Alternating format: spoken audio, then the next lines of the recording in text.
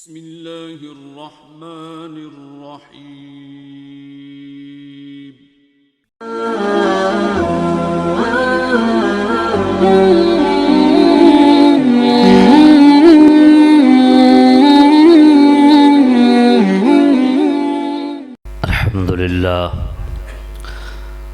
الحمد لله وكفى وسلام على عباده الذين اصطفى أما بعد أعوذ بالله من الشيطان الرجيم بسم الله الرحمن الرحيم ألا إن أولياء الله لا خوف عليهم ولا هم يحزنون الذين آمنوا وكانوا يتقون آمنت بالله صدق الله العلي العظيم الصلاة والسلام عليك يا سيدي يا رسول الله وعلى آلك وأصحابك يا سيدي يا حبيب الله. محبت کے ساتھ مل کے پڑھ لیں. الصلاة والسلام عليك يا سيدي يا رسول الله وعلى آلك وأصحابك يا سيدي يا خاتم النبيين. الصلاة والسلام عليك يا سيدي يا رسول الله وعلى آلك وأصحابك يا سيدي يا شفيع المذنبين. انتہائی واجب الاحترام سامع عزیز شام، بزرگوں، دوستوں، عزیزوں، مقتدر محتشم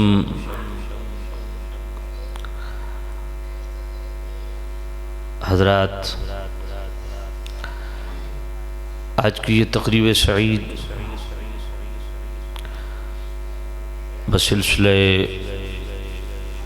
عرس پاک مشائخ چندر کے شریف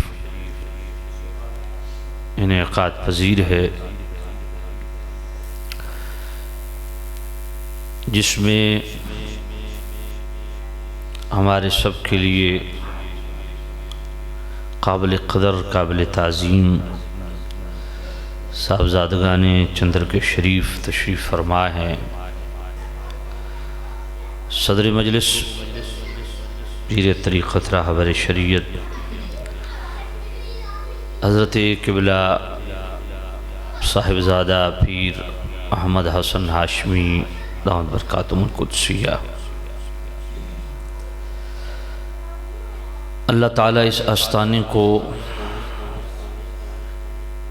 تا قیام قیامت آباد و شاد رکھے اور فیوز و برکات کا یہ سلسلہ صبح قیامت تک جاری و ساری رہے. اللہ تعالیٰ صاحبزادگان چندر کے شریف کی آنے والی نسلوں کو بھی صحت عقیدہ کے ساتھ تبلیغ اسلام کی توفیق نصیب فرمائے. میں نے گزشتہ سال حاضر ہونا تھا، اتفاق ایسا ہوا کہ میں 4 دن کی تیاری کے لیے گھر سے نکلا. یہاں سے خطاب کر کے میں نے پھر سہیوال جانا تھا، سہیوال سے آگے دیپال پور جانا تھا، پاک پتن شریف. تو جو ہی چوک میں پہنچا، پیچھے سے اطلاع آئی کہ بچی کے ساتھ حادثہ ہوا. بچی بالکل چھوٹی تھی، مسجد کے دروازے کے سامنے کھڑی تھی اور ایک لڑکا جو ہے بے احتیاطی میں موٹر سائیکل چلاتے ہوئے اس نے ٹکر ماری. تو واپس آنا پڑا. پھر میں کوشش میں رہا کہ ہسپتال میں کوئی صورتحال واضح ہو تو میں نکل جاؤں گا، لیکن صورتحال کوئی اس طرح کی تھی کہ رات 4 بجے تک تو کوئی صورت واضح نہیں ہو رہی تھی. معاملات کیا ہیں؟ ناک کی ہڈی ٹوٹ گئی، جبڑا وہ بھی ڈیمیج ہوا، اور یہ جو ہے ہڈی سر کی اس میں بھی کریک آیا. بڑے شدید وہ معاملہ تھا.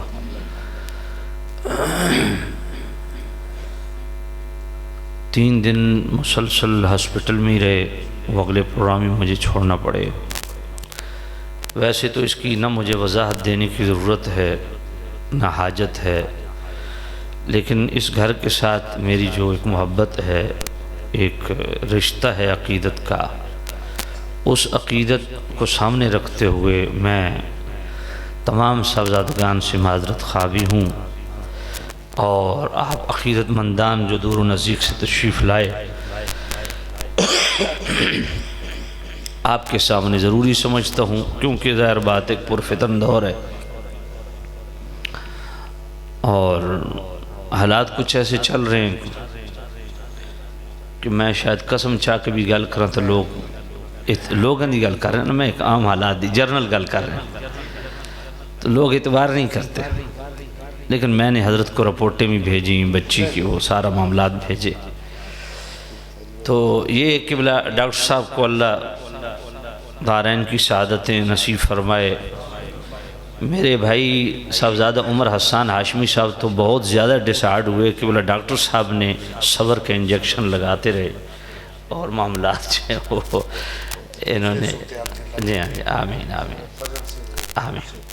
ابھی اس کا نقصان یہ ہوا ہے کہ اس بچی کی نظر اتنی زیادہ ویک ہو گئی ہے کہ وہ اچانک ہی یعنی سارا سلسلہ خراب ہوا ہے۔ تو سامعین عزیز شام، اب مجھے صاحبزادہ عمر حسان ہاشمی صاحب نے جو ابتداً موضوع ارشاد فرمایا عقیدہ اہل سنت کے حوالہ سے، تو ابھی 1 گھنٹہ پہلے انہوں نے ایک مکسچر بنا کے میرے سامنے رکھ دی ہے، تو میں کوشش کروں گا کہ ترتیب کے ساتھ چند گزارشات جس طرح حکم ہوا ہے آپ کی خدمت میں عرض کرتا ہوں۔ عقائد اہل سنت ایک ایسا موضوع ہے جس سے ریلیٹڈ بہت ساری چیزیں ڈسکس کی جا سکتی ہیں، موضوعات، عنوانات، مضامین ختم ہونے میں نہیں آتے۔ ان میں چنیدہ موضوعات جو آج کل زیر بحث ہیں، زیر گردش ہیں، ان پہ بھی اگر کلام کیا جائے تو بڑی تفصیل چاہیے، وقت درکار ہے۔ شروع کرتے ہیں، دیکھتے ہیں جو رب کو منظور ہوگا۔ جس طرح سعادت صاحب نے فرمایا میں کوشش کروں گا کہ آپ کی خواہشات یا ڈیمانڈ کو سامنے رکھتے ہوئے چند چیزیں آپ کی خدمت میں عرض کروں۔ چونکہ عقائد کے حوالہ سے گفتگو ہے تو سب سے پہلے چونکہ ہم آستانے پہ بیٹھے ہیں، ایک خانقائی سسٹم ہے اور یہاں سے ولایت کا نور تقسیم ہو رہا ہے، تو اس حوالہ سے میں ضروری سمجھتا ہوں کہ شروع میں یہیں سے کرتا ہوں کہ ہمارے عقائد کی کتب، جیسا کہ شرع عقائد کے اندر صفحہ 147 پہ ولی کی نشانی کیا لکھی گئی کہ ولی کسے کہتے ہیں، یہ انتہائی ضروری ہے۔ اور اس پرفتن دور میں جہاں پہ سمجھ نہیں آتی کہ یہ جو آج کل نو مولود سجادہ نشین صاحب وارد ہوئے ہیں، ان کا باپ کون ہے، دادا کون ہے، کہاں سے خلافت ملی ہے، یعنی اللہ معاف کرے پاکستان اتنے کتے نہیں جتنے 2 نمبر پیر ساڑھے گاٹے فٹ رہے ہیں۔ تو سامعین عزیز شام، اس لیے یہ پیغام آپ دل سے سنیں کہ ولی کی تعریف صرف ہمارے تصوف سے ریلیٹڈ بزرگان دین اکابرین امت کی کتابوں میں نہیں ہے، بلکہ ہمارے عقائد کی کتابوں کے اندر بھی ولی کی تعریف موجود ہے۔ اس لیے دائیں بائیں جانے کی ضرورت نہیں، میں وہ جامع تعریف آپ کے سامنے رکھ دیتا ہوں، پر اس پہ تولتے جائیں جو موجودہ سجادہ نشین ہے، پرکھتے جائیں۔ پرکھ بہت آسان ہے، پرکھتے جائیں گے تو مطلع جو ہے ابر آلود جو تصوف کے حوالہ سے وہ بالکل صاف ہو جائے گا۔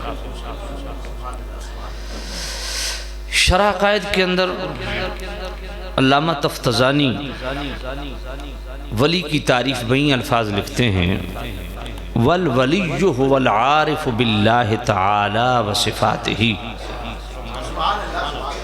فرمایا ولی اسے کہتے ہیں جو اللہ کی ذات اور اس کی صفات کی معرفت رکھنے والا ہو۔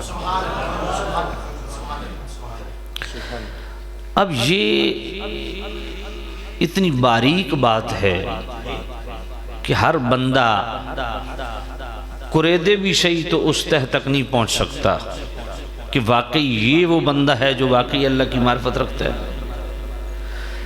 تو اس کو مزید آسان بنانے کے لیے اگلے الفاظ کیا ہیں؟ حسب ما يمكن المواظب على الطاعات۔ فرمایا وہ جو اللہ کی ذات و صفات کی معرفت رکھنے والا ولی ہے نا، عوام اس کو جاننا چاہے تو اس کی نشانی کیا ہے؟ حسب ما يمكن المواظب على الطاعات۔ فرمایا وہ طاعات و عبادات میں حسب استطاعت مداومت اور ہمیشگی اختیار کرتا ہے۔ یعنی سادہ لفظوں میں عرض کروں کہ جس چیز کا شرع شریف نے حکم دیا ہے ہر حال میں اس حکم کو پورا کرتا نظر آتا ہے۔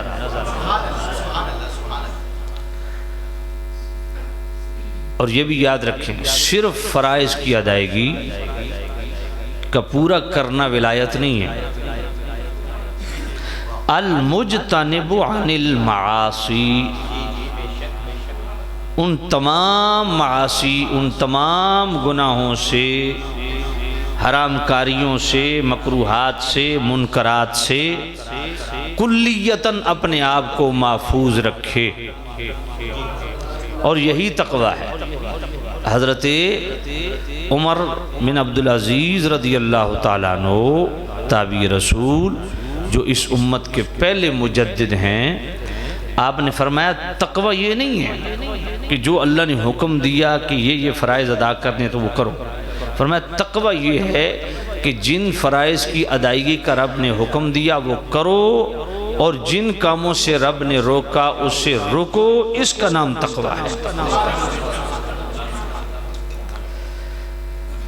عن الانہماک فی اللذات والشہوات،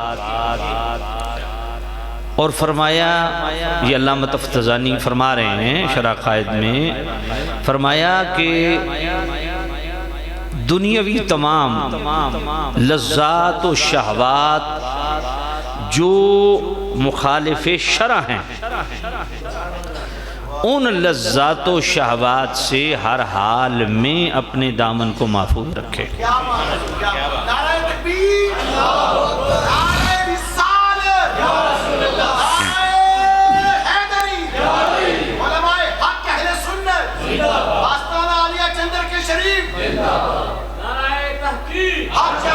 تو دوستو اس سے پتہ چلا کہ بھائی یہ ایک ایسی کسوٹی ہے، ایسی پرکھ ہے جو ہمارے عقائد کی کتب میں موجود ہے، اس کو سامنے رکھ لیجئے تو جناب منٹوں میں ساری چیز سامنے آ جائے گی۔ جو سجادہ نشین شرع شریف کے موافق اپنے ازدواجی معاملات، خانگی معاملات، خاندانی معاملات، معاشی معاملات، معاشرتی معاملات، اپنی جلوت و خلوت، اپنی تعلق داری، اپنی رشتہ داری، اپنے کاروبار حیات، اپنی صبح و شام، اپنے دن اور رات، اپنی عادات و اطوار و اقدار، تہذیب و تمدن، اس کی زندگی کا ہر لمحہ جب موافق شرع ہو جاتا ہے، اللہ اس کو اپنا خاص قرب عطا فرماتا ہے، جس قرب کو ہم تصوف کی بولی میں ولایت کہتے ہیں۔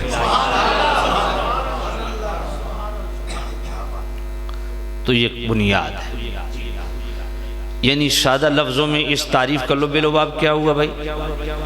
جو شریعت کے ہر حکم پر عمل داری میں کمر کس لے، فرائض و واجبات و سنن کی ادائیگی اور منکرات، مکروہات، حرام کاریوں سے کلیتاً اجتناب برتنے والا، شریعت نے جس چیز کا حکم دیا اس پہ سٹل سٹینڈ رکھے، شریعت نے جس سے روکا ہر حال میں روکے، یہ ہے ولایت۔ اس کے لیے بڑا آستانہ ہونا شرط نہیں ہے، اس کے لیے ہزاروں مرید ہونا شرط نہیں ہے، اس کے لیے ہر سال نیا ماڈل گاڑی ہونا شرط نہیں ہے، اور اس حوالہ سے یہ بات ذہن نشین کر لی جائے۔ کوئی جھونپڑی میں بیٹھا ہے نا، اپنا مکان بھی نہیں ہے، ایک مرید بھی نہیں ہے، ایک مرید بھی نہیں ہے، پیبند لگے کپڑے پہنے ہیں، جنگل بیامان میں بے شک رہ رہا ہے، اگر شرع شریف کی اس پرخ پہ پورا اترتا ہے تو اللہ کا ولی ہے۔ میں اس لیے اس بات کو بڑے سادے انداز میں اس لیے عرض کر رہا ہوں کہ عموماً ہمارے خانقاہی نظام میں تقویٰ، طہارت اور تصوف سے ریلیٹڈ ایسی گفتگو ہوتی ہے کہ سننے والا کہتا ہے جی میں تو 10ویں بار بھی جم کے آوڑا اے تقویٰ میں تو نہیں اپنا سکتا۔ وہ گل سمجھ آئی کوئی نہیں؟ یعنی پھر اس کا مطلب یہ ہے کہ وہ سمجھتا ہے یہ کوئی اور مخلوق ہے جو اس پر عمل پیرا ہو سکتی ہے، میں تو ہو ہی نہیں سکتا نا۔ تو پھر فائدہ کیا ہوا اس کو سنانے کا؟ اس لیے تقوی کی وہ تعریف عوام کے سامنے بیان کی جائے جس پہ عوام عمل کر کے اس راستے پہ چل سکے۔ اولیاء اللہ سے ریلیٹڈ ان واقعات کو مجالس میں ڈسکس کرنا چاہیے جن کا ہماری عملی زندگی سے کوئی تعلق ہے، جس سے اولیاء اللہ کا تعارف آپ اس انداز میں لوگوں کے سامنے پیش کریں کہ لوگوں کے اندر جستجو پیدا ہو کہ نہیں یہ کام اگر میں محنت کروں تو میں بھی اس راستے پہ چل سکتا ہوں۔ اس لیے ولایت کا راستہ اس بندے کی مقدر میں ہے جو بندہ شریعت کا پابند ہے۔ مختصر اور کھول دیں تو جس چیز کا شریعت نے کرنے کا حکم دیا ہے وہ بولے، وہ میں آپ کی زبان سے سننا چاہتا ہوں۔ ولایت کیا ہے؟ جس چیز کے کرنے کا رب نے حکم دیا وہ، جس شریعت نے جس چیز سے روکا اس سے، یہ ولایت ہے۔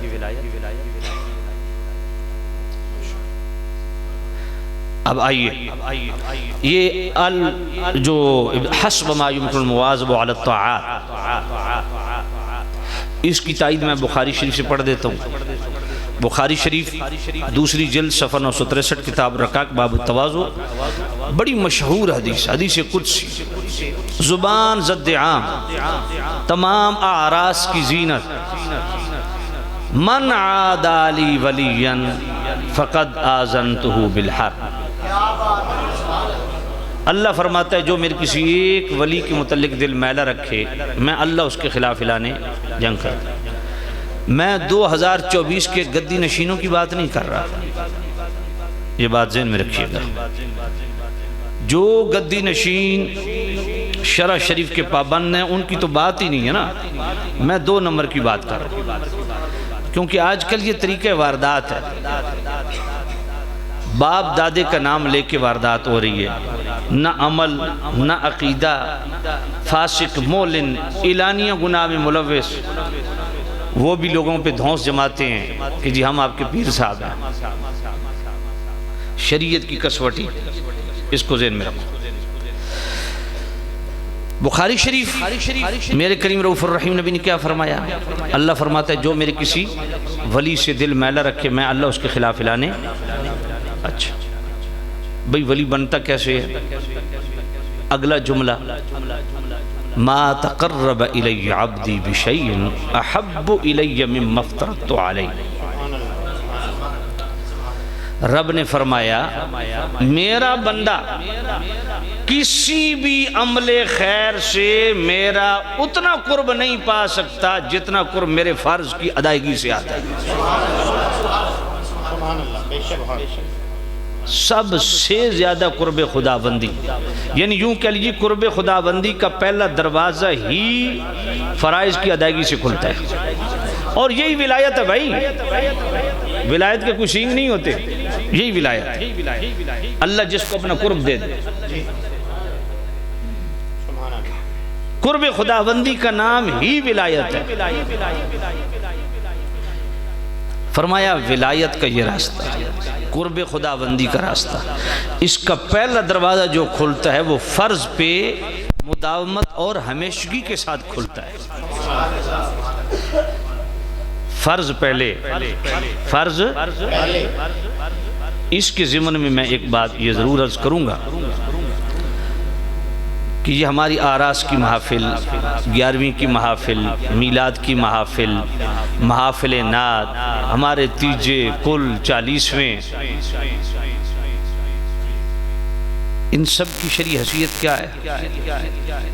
ان سب کا شمار استحباب میں ہوتا ہے، مستحب عمل ہے، کریں ثواب، نہ کریں کوئی گناہ نہیں۔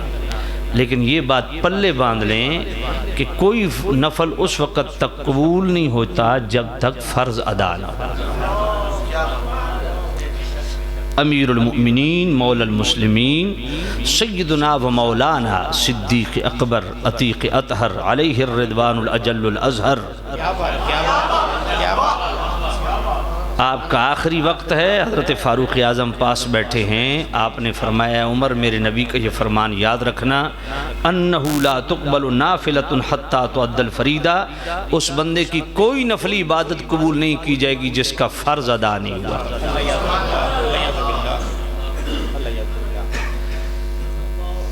امیر المومنین مولا المسلمین سیدنا و مولانا علی المرتضی کرم اللہ تعالی وجہ الاسنا، آپ فرماتے ہیں میرے نبی نے فرمایا علی جو مسلمان فرض چھوڑ دے اور نفلی عبادت میں لگ جائے، فرمایا اس کی مثال اس پریگننٹ عورت کی طرح ہے، حاملہ عورت کی طرح ہے جو 9 مہینے بچہ پیٹ میں رکھے اور 9 مہینے کے بعد بچہ ضائع ہو جائے، فرمایا وقت بھی پورا، تکلیف بھی کاٹی، ہاتھ کچھ آیا نہیں۔ فرمایا علی یہ مثال ہے اس مسلمان مرد و عورت کی جو فرائض کو چھوڑ دیں اور نفلی عبادات میں لگ جائیں۔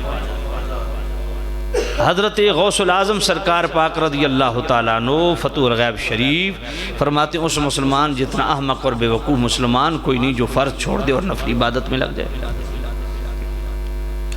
حضرت امام ربانی مجدد الفسانی شیخ احمد سرہندی رحمۃ اللہ علیہ فرماتے ہیں کہ ایک شخص کے ذمے زکوٰۃ کی ایک رتی باقی ہے، اس نے وہ ادا نہیں کی، مگر اس کے مد مقابل اس نے پہاڑ سونے کا رب کے راستے میں صدقہ کر دیا، تو فرمایا یہ پہاڑ سونے کا جو رب کے راستے میں اس نے صدقہ کیا ہے یہ اللہ اس کے منہ پہ مارے گا جب تک وہ رتی زکوٰۃ کی ادا نہیں ہوگی۔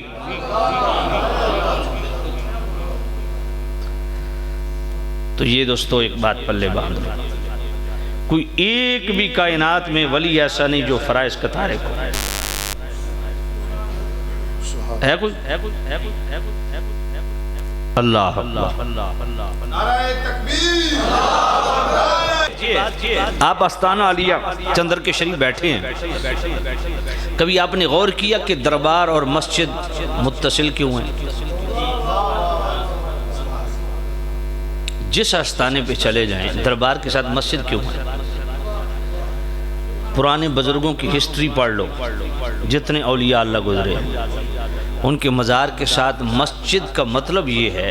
اچھا بڑے لطف کی بات، جتنے پرانے بزرگ گزرے ہیں نا ان کا مزار بعد میں بنا، انہوں نے مسجد پہلے آباد کی۔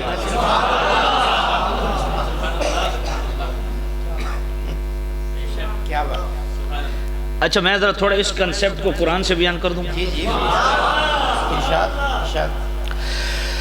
وَاتَّخِذُوا مِن مَّقَامِ إِبْرَاهِيمَ مُصَلًّى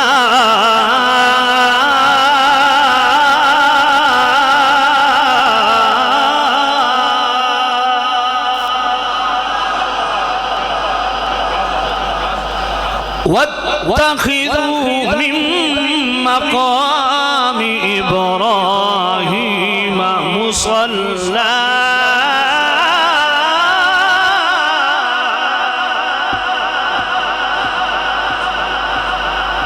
کبھی آپ نے غور کی ہے بیت اللہ شریف اللہ سب کو حاضری نصیب فرمائے آپ بیت اللہ شریف تشریف لے جائیں نا تو مکہ پاک چند میٹر پہ سامنے ایک قبہ بنا ہوا ہے جالی نما اس کے اندر ایک پتھر ہے جس پہ ابراہیم علیہ السلام کے قدم گٹوں تک دھنس گئے جس پتھر کو ابراہیم علیہ السلام کے قدمین شریفین سے چھو جانے کا شرف نصیب ہوا اللہ فرماندہ اے اتھے آ کے سجدے واسطے سر رکھو اچھا ویسے میں اس گل دی بھی نہیں سمجھ آندی جڑے آدھیں جی اے مزار بناونا اس دی تو کوئی شرعی حیثیت ہی کوئی نہیں تو جتھو فتوہ لیندین انہاں اس پتھر دے اتے بھی جناب گنبد بنا رکھیا سمجھ کوئی نہیں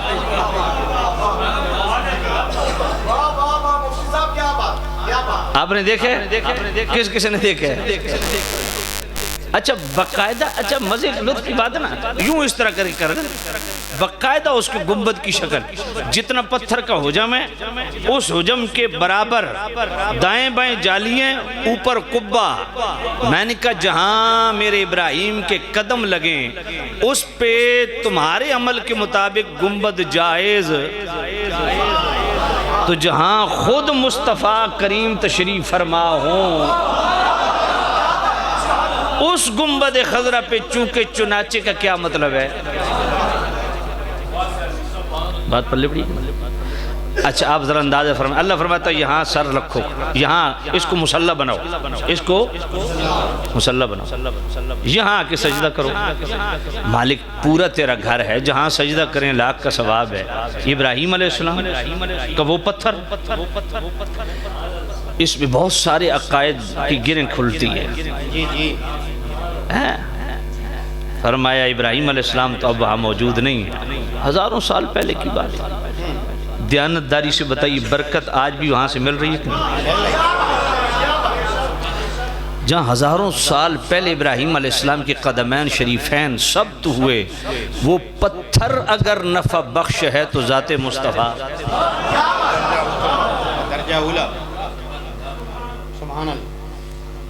اچھا اس سے ایک اور بات سمجھ لیجئے جہاں آستانوں پہ پیروں نے حرام کی کمائی اکٹھی کرنے کے لیے عرس کے نام پہ سرکس لگائی عرس کے نام پہ موت کے کنویں لگائے لگتے ہیں یا نہیں میں نام نہیں لیتا سہیوال سے میں فیصل آباد کی طرف جا رہا تھا رات 3 بجے کا ٹائم تھا تاندلے والے کے قریب ایک دربار ہے رات 3 بجے جناب دھڑلہ دھڑلہ دھڑلہ دھڑلہ او جناب موت دا کنواں چل رہا تے سرکس چل رہی ہے تے عارضی بازار جناب والا عورتاں تے مرد مخلوط نظام ایک جوائنٹ سسٹم ریل پیل بے ہنگم قسم کی روشنی میں اللہ کے گھر میں بیٹھا ہوں مجھ سے آپ حلف لے لیں جو عارضی بازار تھا وہ بھی چمک رہا تھا موت کے کنویں پہ روشنی جگمگ تھی سرکس وہاں بھی روشنی جگمگ تھی 2 جگہ روشنی میں نے نہیں دیکھی مسجد بھی بند تھی مزار بھی بند تھا دیانتداری سے بتاؤ تصوف کے نام پہ یہ جو 2 نمری ہو رہی ہے اس کا راستہ کون روکے گا اچھا مجھے ایک بات بتاؤ اگر یہ حضرات چاہیں تو یہاں چندر کے شریف میں میلہ نہیں لگ سکتا یہاں نہیں عرس کے نام پہ عرس کے نام پہ سرکس نہیں لگ سکتی موت کے کنویں نہیں لگ سکتی وہ بندہ خدا یہ تمہیں کس نے بتایا ہے کہ ہزاروں بندوں کا اکٹھا ہونا یہ کوئی ولایت کی علامت ہے اللہ اکبر سبحان اللہ ویسے بڑی عجیب گل ہے یہ جو گفتگو کر کے صاحبزادگان دی کوشش ہوندی ہے بھی اگلے جڑے پیسے دیتے ہیں وہ بھی کھس لوی ہے لیکن ایڈی ڈاڈی گفتگو تو ڈاکٹر صاحب نے 500 روپیہ دیتا سمجھئے کوئی نہیں؟ سبحان اللہ۔ تو سامعین عزیز شاہ میں آپ دی خدمت عرض کر رہا سا، سبحان اللہ بھائی میرے یہ حالات دیکھو نا، وَاتَّخِذُوا مِن مَقَامِ إِبْرَاهِيمَ مُصَلًّى، اللہ فرماتا ہے جہاں میرے پیاروں کے قدم لگتے ہیں نا، وہاں آ کے موت کے کنویں نہیں، وہاں سرکس نہیں، وہاں خلاف شرع کام نہیں، وہاں کام آ کے وہی کرو جو ان اہل اللہ نے ساری زندگی کیا۔ اچھا میں ایک اور مثال قرآن سے دے دیتا ہوں۔ وَقَالَ الَّذِينَ غَلَبُوا عَلَىٰ أَمْرِهِمْ لَنَتَّخِذَنَّ عَلَيْهِمْ مَسْجِدًا،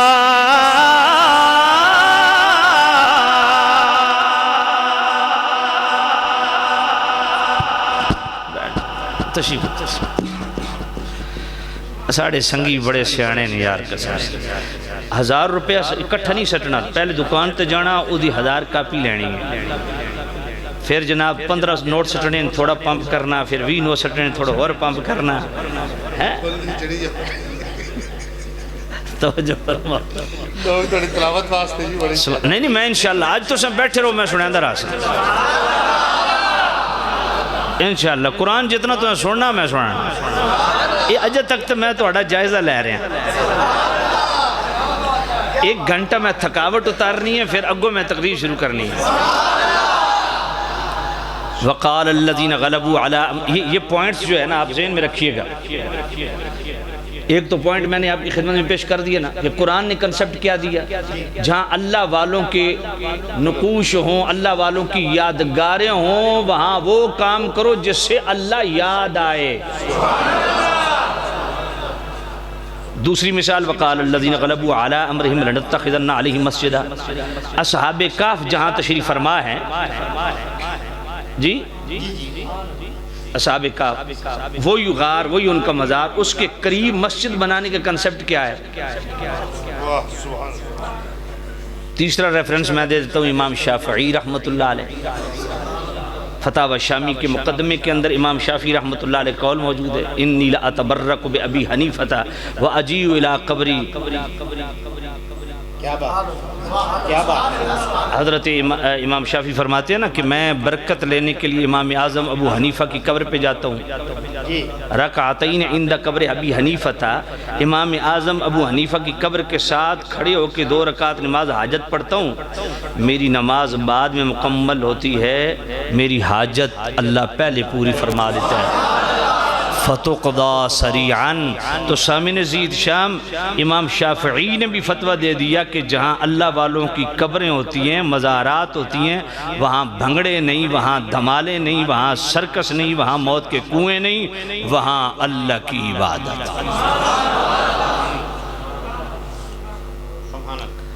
تو بھائی فرض پہلے ہے، فرض پہلے، اس سے متصل جو بخاری شریف دوسری جلد صفحہ 963 کتاب رکھا کہ باب التواضع، اس سے متصل اگلا جملہ کیا ہے؟ فرمایا فرائض سے قرب خداوندی کا پہلا دروازہ کھلتا ہے۔ آگے کیا فرمایا؟ لا یزال عبدی یتقرب الی بالنوافل، فرمایا بندہ مومن جب فرائض کے ساتھ ساتھ نوافل میں بھی کثرت کرتا ہے اور اس پہ مداومت اختیار کرتا ہے، حتی احبو، میں اس کو میں اپنا محبوب بنا لیتا ہوں، وہ میرا محبوب بن جاتا ہے۔ اب نفل کی اہمیت بھی سمجھ آئی، فرائض کے بعد نفل کی ادائیگی قرب خداوندی کا ذریعہ ہے۔ ایک اوترا نکھترا جہلم سے بول پڑا، یعنی کیسے کیسے ڈھونگی بونگی قسم کے بندے موٹیویشنل سپیکر ہمارے گلے پڑے ہیں، کہتا ہے یہ نفل تو فالتو چیز ہے۔ میں نے کہا اللہ کی عبادت ہے، نفلوں کی اہمیت قرآن و سنت میں موجود ہے، تو اس کے لیے تو لفظ وہ چن رہا ہے جو تیرے لیے بندہ استعمال کرے تو تو بھی سیخ پا ہو جائے۔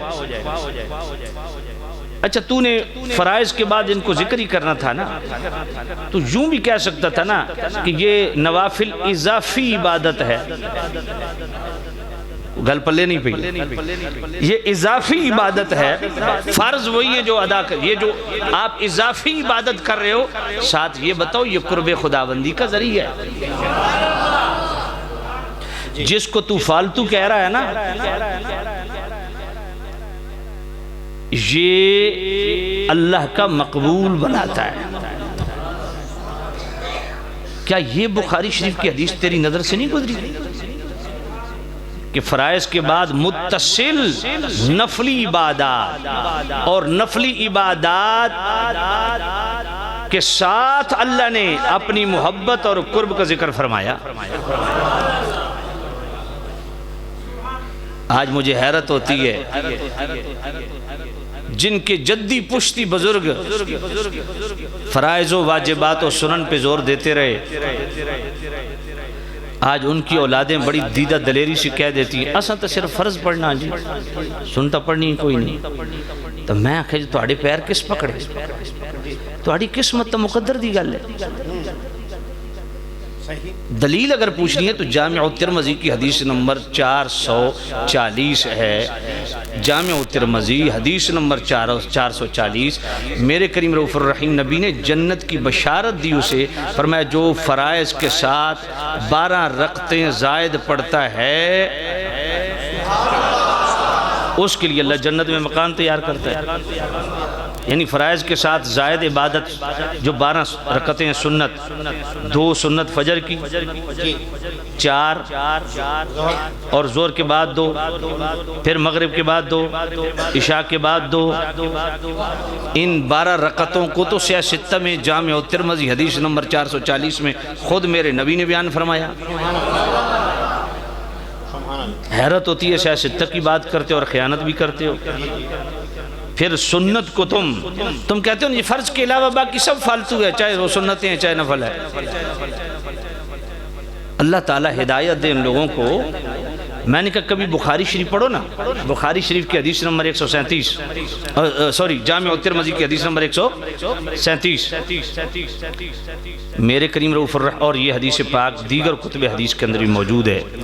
میرے نبی نے فرمایا رکعتین من الفجر خیر من الدنیا وما فیہا۔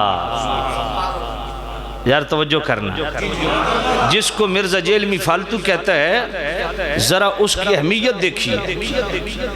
یہ بخاری شریف کے اندر بھی حدیث ہے، جامع الترمذی کے اندر بھی ہے، سنن نسائی کے اندر بھی ہے۔ میرے کریم رؤوف الرحیم نبی نے فرمایا رکعتین من الفجر خیر من الدنیا، ایک میں والآخرہ، ایک میں وما فی الدنیا وما فیہا۔ فرمایا یہ جو فجر کی 2 رکعتیں ہیں نا، 2 سنت، فرمایا 14 طبق 7 زمین 7 آسمان ایک پلڑے میں رکھ دو اور دوسرے پلڑے میں صرف فجر کی 2 سنتیں رکھ دو۔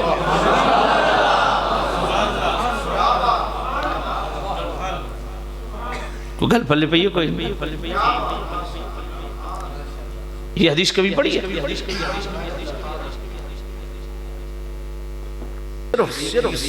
فجر کی 2 سنتیں،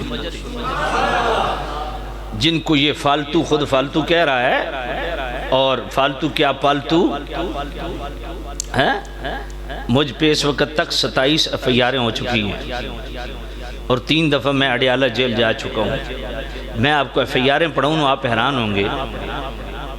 ان میں کچھ FIRیں ایسی ہیں کہ گشت پہ مامور پولیس والا کہتا ہے میں گشت کرتے وہاں سے گزرا تو غفران سیالوی نے یہ جملہ بولا جو دیگر مذاہب کی دل آزاری کا باعث بنا۔ FIR میں نے کہا یہ پولیس والا بغیر حساب کتاب کے جنت جائے گا جو درخواست دیے بغیر، رشوت لیے بغیر، اتنی قانون کی عملداری، اتنا نیک پولیس والا تو زندگی کدھر رکھا، سمجھ کوئی نہیں آئی تو اتنا متقی پرہیزگار پولیس والا بھئی جس نے نہ کسی درخواست دیتی ہے نہ کسی رشوت دیتی ہے تو قانون دی اتنی عملداری دی فکر پہ گئی ہے بھئی ایک جملہ سن کے FIR کٹ دیتی ہے۔ اور مرزا جیلمی کے متعلق FIA کو 7000 درخواستیں گئی ہیں، یہ مرزا کے اپنے کلب میں موجود ہے، اور آج تک کوئی جناب والا کسی نے کوئی ایکشن نہیں لیا۔ اور مرزا کا میں آپ کو خدمت میں عرض کر دوں کہ بلا سعادت صاحب نے حکم فرمایا تو میں مختصر عرض کرتا ہوں۔ اچھا ویسے ایک بات ہے، یہ فرائض کے علاوہ کہتے ہیں سنتیں ہوں نفل ہوں سب فالتو ہیں، تو میں نے کہا یہ صبح و شام رفع یدین پہ زور کیوں دیتے ہو؟ یہ بھی تو پھر فالتو ہی ہے۔ سمجھ کوئی نہیں آئی۔ رفع یدین فرض ہے، واجب ہے؟ نہیں، کیا ہے؟ حجی سنت ہے، ان کے نزدیک سنت ہے۔ ہم تو اس پہ بھی حدیثیں پیش کر سکتے ہیں۔ جی ہاں بھائی، ہمارے ہاں جو ہے ترک کا قول ہے کہ حضور نے ترک فرما دی، چلو تم کرتے ہو تو اس پہ تو ہمارا لفڑا صرف فقہی مسئلے تک ہے نا۔ کوئی رفع یدین نہ کرے تو اس کی نماز ہوگی یا نہیں ہوگی؟ تو میں نے کہا تیرے قانون کے مطابق تو رفع یدین بھی فالتو ہے، تو اس پہ زور کیوں دے رہا ہے؟ اس کو اسلام اور کفر کا مسئلہ کیوں بنایا ہوا ہے؟ چھوڑ دو۔ لیکن یہ نچلے درجے کی چیزیں ہیں۔ میں ایک ایسی بات کرنے لگا ہوں آپ چونک جاؤ گے۔ صحابہ پہ منہ مارنا یا اہل بیت پہ منہ مارنا یا اولیاء اللہ پہ منہ مارنا، یہ تو بات کی بات ہے نا۔ میں یہ بات دعوے سے کہہ رہا ہوں اور پروف کر سکتا ہوں کہ مرزا انجینئر توہین رسالت کا مرتکب ہوا ہے، ایک دفعہ نہیں کئی دفعہ۔ میں مثال کے طور پہ ایک کلپ آپ کو سناتا ہوں، اور اس ایک کلپ کا میں نے 6 گھنٹے جواب دیا ہے، وہ ریکارڈنگ یوٹیوب پہ موجود ہے، اور اتنا شاطر بندہ ہے کہ میری پوری تقریر کو اس نے ہاتھ نہیں لگایا۔ وہ اس 6 گھنٹے کی تقریر میں میں نے ایک نعرہ لگا دیا، سن لو نعرہ غفران دا مرزا جیلمی حرام دا، تو اس نعرے کو لے کے وہ اپنے افیشل پیج پہ آدھا گھنٹہ بک بک کرتا رہا ہے، اس 6 گھنٹے کی تقریر کو ہاتھ تک نہیں لگایا۔ یہ کہتا ہے باب شاہی کوئی نہیں۔ اس ایک چیز پہ میں نے 1.25 گھنٹے صرف خطاب کیا ہے کہ باب کیا شے ہیں، جس پہ میں نے 16 آیتیں پڑھی، 8 صحیح حدیثیں سیاستہ سے پڑھی کہ اللہ نے بابوں کو کیا شان بخشی ہے۔ وہ موضوع میرا الگ ہے، پھر کبھی آؤں گا تو وہ سارا آپ کو سنا دوں گا۔ تو یہ سامع نزید شاہ ہاتھ تک نہیں لگایا، کوئی جواب نہیں، صرف چرب زبان آدمی۔ اچھا پھر اس کی اپنی تحقیق کیا ہے، مجھے یہ بتائیں۔ اسحاق جہلوی کا جتنا بھی پنجابی کے اندر چربہ تھا، کچرا تھا، وہ اٹھا کے اس نے اردو میں بیان کر دیا۔ پھر یہ جناب والا، ہم جو دیگر مذاہب باطلہ پہ اعتراضات کرتے ہیں وہ سارے ہمارے اعتراض اٹھا کے ان پہ کرتا ہے، ان کے سارے اعتراض اٹھا کے ہم پہ کرتا ہے۔ اس نے نئی چیز کون سی متعارف کروائی ہے؟ اس کا مبلغ علم تو یہ ہے، میرا اعتراض اس پہ، اس کا اعتراض مجھ پہ۔ اب ذرا اس کا کلپ سماعت کیجئے جس پہ میں نے مجبوراً یہ 6 گھنٹے بولنا پڑا مجھے، اور یہ صراحتاً توہین رسالت ہے۔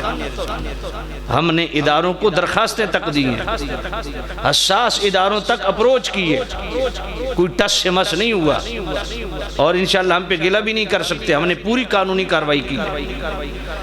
مرزا جیلمی نے کہا آپ توحید بیان کرو گے تو آٹومیٹیکلی نبیوں کی توہین ہوگی، اور نبی ولی تو اپنا پیشاب نہیں روک سکتے، نبی ولی تو شاہی کوئی نہیں۔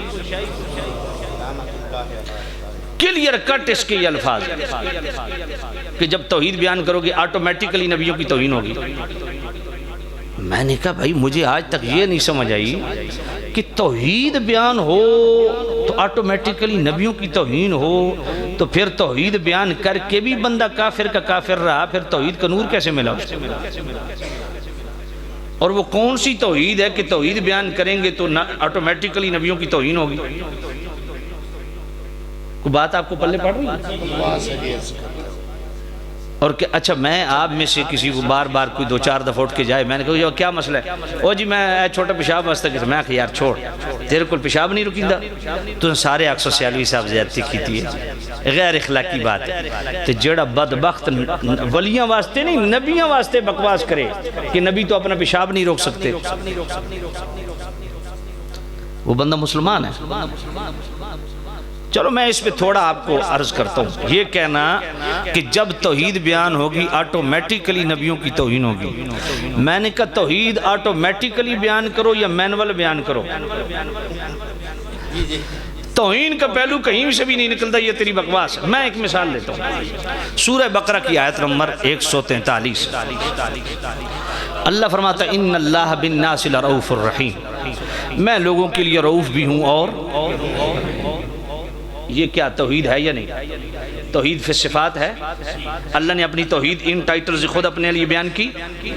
اب آئیے دوسری طرف سورہ توبہ کی آیت نمبر 128، لقد جاءكم رسول من أنفسكم عزيز عليه ما عنتم حريص عليكم بالمؤمنين رؤوف رحيم۔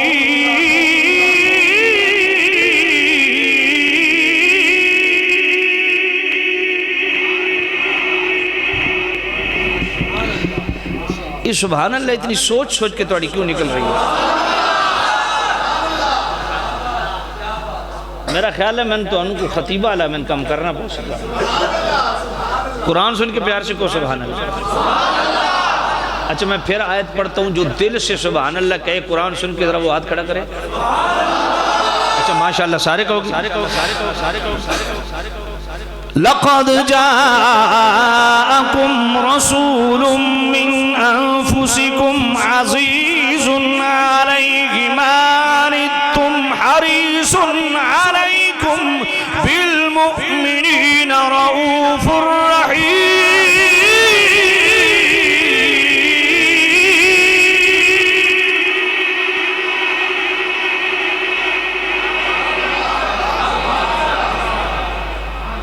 بس میں قرآن پڑھتا جاؤں گا، آپ نے سبحان اللہ کہنا ہے۔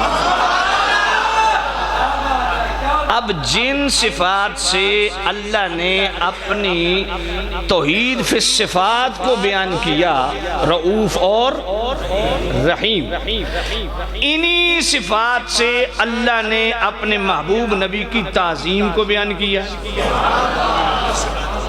اب بتائیے مجھے توحید بیان ہوگی تو آٹومیٹیکلی نبیوں کی توہین ہوگی؟ میں نے کہا یہ تو آٹومیٹیکلی نبیوں کی تعظیم بیان ہو رہی ہے۔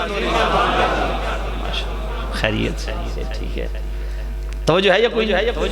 اگر آپ اجازت دیں ایک مثال اور دے دوں، سورۃ الانفال آیت نمبر 74 اللہ کا قرآن۔ وما نقموا إلا أن أغناهم الله ورسوله من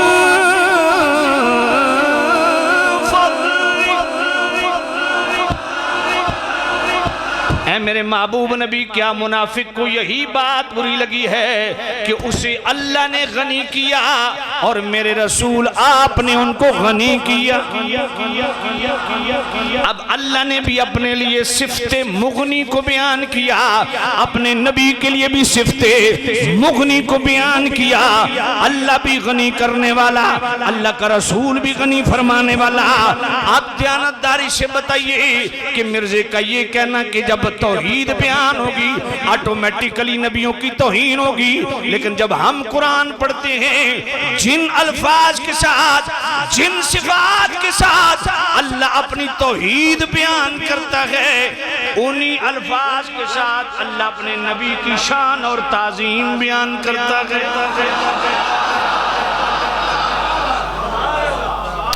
اگر آپ اجازت دیں تو سورہ احزاب کی آیت نمبر 37 بھی پڑھ دوں۔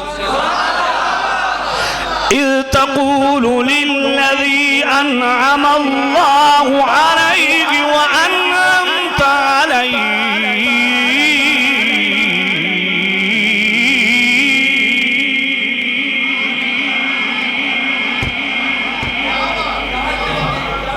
اے میرے محبوب نبی، جب آپ نے اپنے غلام زید سے کہا، کون سا زید؟ انعم اللہ، جس پہ اللہ نے بھی نعمتیں فرمائی، وَأَنْعَمْتَ عَلَيْهِ، جس کو آپ نے بھی نعمتیں عطا فرمائی۔ اب دیانتداری سے بتاؤ، ہم ہر نماز میں پڑھتے ہیں اهدنا الصراط المستقيم صراط الذين أنعمت عليهم۔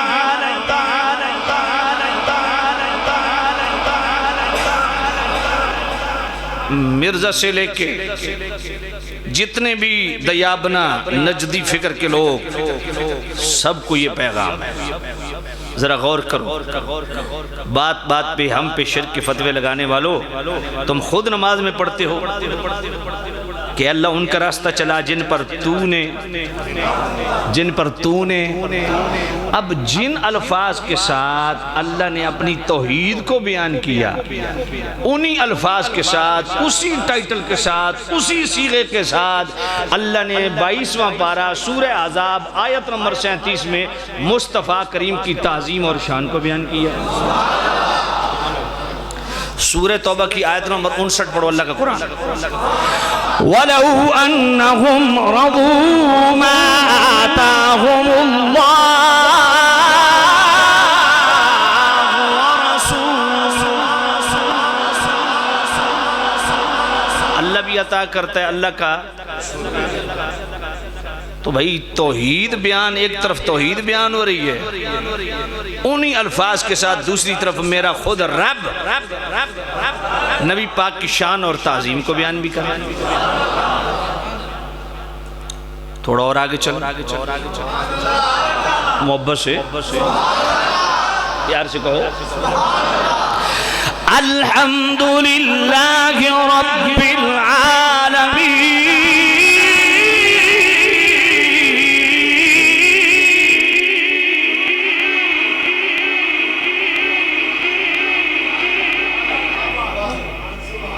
یار ایک طرف سے آواز آتی ہے، ادھر پورا اب خاموشی ہے۔ قرآن سن کے ایسی سبحان اللہ کہیں کہ صاحب مزار بھی ہمارے لیے دعا کے لیے ہاتھ اٹھائے۔ الحمدللہ رب العالمین۔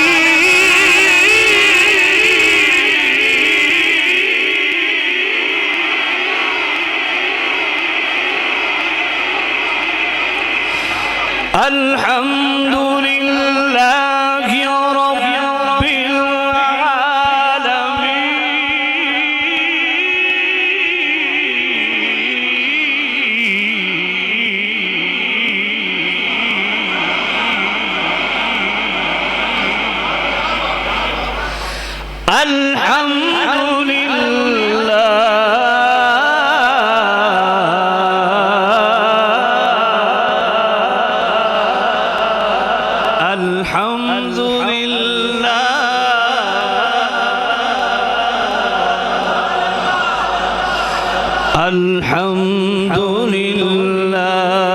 رب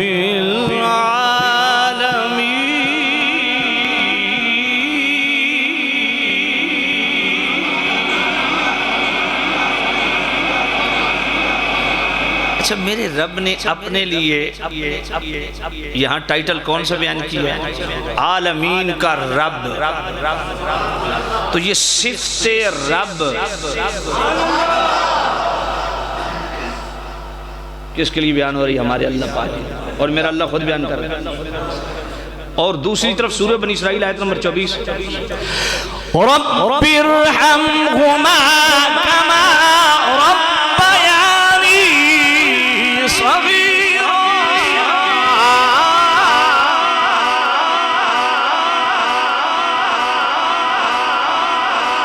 رب ارحمہما کما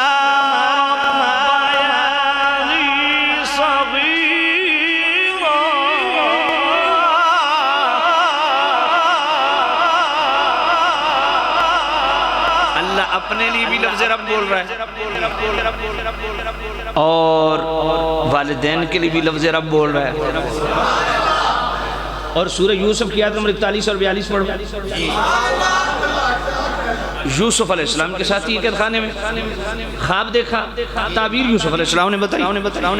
ایک کو فرمایا تو اپنے رب کو شراب پلائے گا، فرمایا جب تو اپنے رب کے پاس جائے نا، اذکرنی عند ربک، اپنے رب کے سامنے میرا ذکر کرنا۔ اساڑا سنگی یوسف بھی ہے، فَأَنْسَاهُ الشَّيْطَانُ ذِكْرَ رَبِّهِ،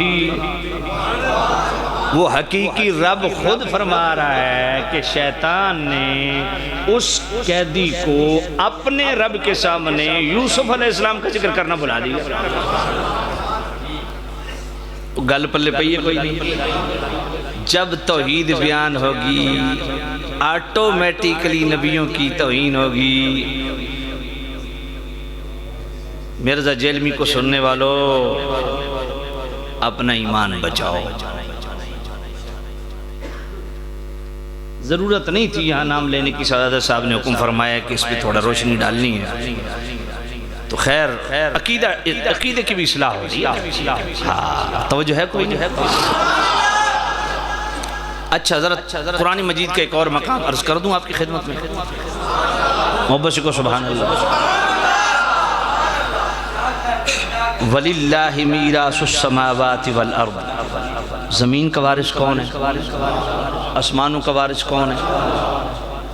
پچھلے عرصے سٹکر چھپتے تھے اللہ نبی وارث. تو یار لوگ ایسے ایسے فتوے جڑتے تھے کہ الامان الحفیظ.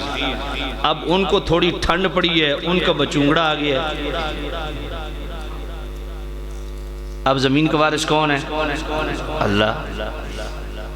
اب یہ اللہ تعالیٰ اپنی توحید خود بیان کر رہا ہے. پھر سورۃ الانبیاء آیت نمبر 105 اللہ کا قرآن ہے. وَلَقَدْ كَتَبْنَا فِي الزَّبُورِ مِن بَعْدِ الذِّكْرِ أَنَّ الْأَرْضَ يَرِثُهَا عِبَادِيَ الصَّالِحُونَ.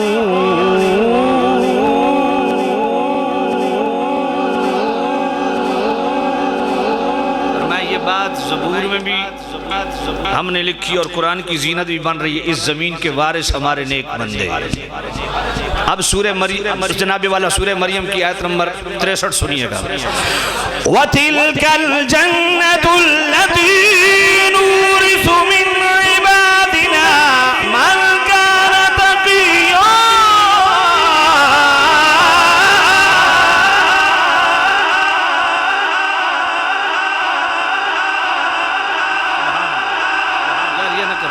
یہ نہ کرو, اس طرح نہ کرو. اللہ فرماتا ہے زمین جنت کے وارث کون ہے؟ ہمارے نیک بندے, متقی پرہیزگار بندے. اچھا سورۃ الزخرف آیت نمبر 72 میں کیا فرمایا؟ وَتِلْكَ الْجَنَّةُ الَّتِي أُورِثْتُمُوهَا بِمَا كُنْتُمْ تَعْمَلُونَ.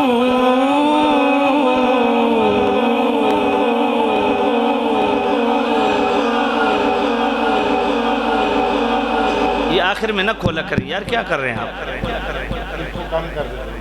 فرمایا یہ جو تم نیک اعمال کرتے ہو نا اس کے بدلے جنت اللہ تعالیٰ تمہیں وراثت میں عطا. اچھا سورۃ المومنون کی آیت نمبر 11 میں کیا فرمایا؟ أُولَئِكَ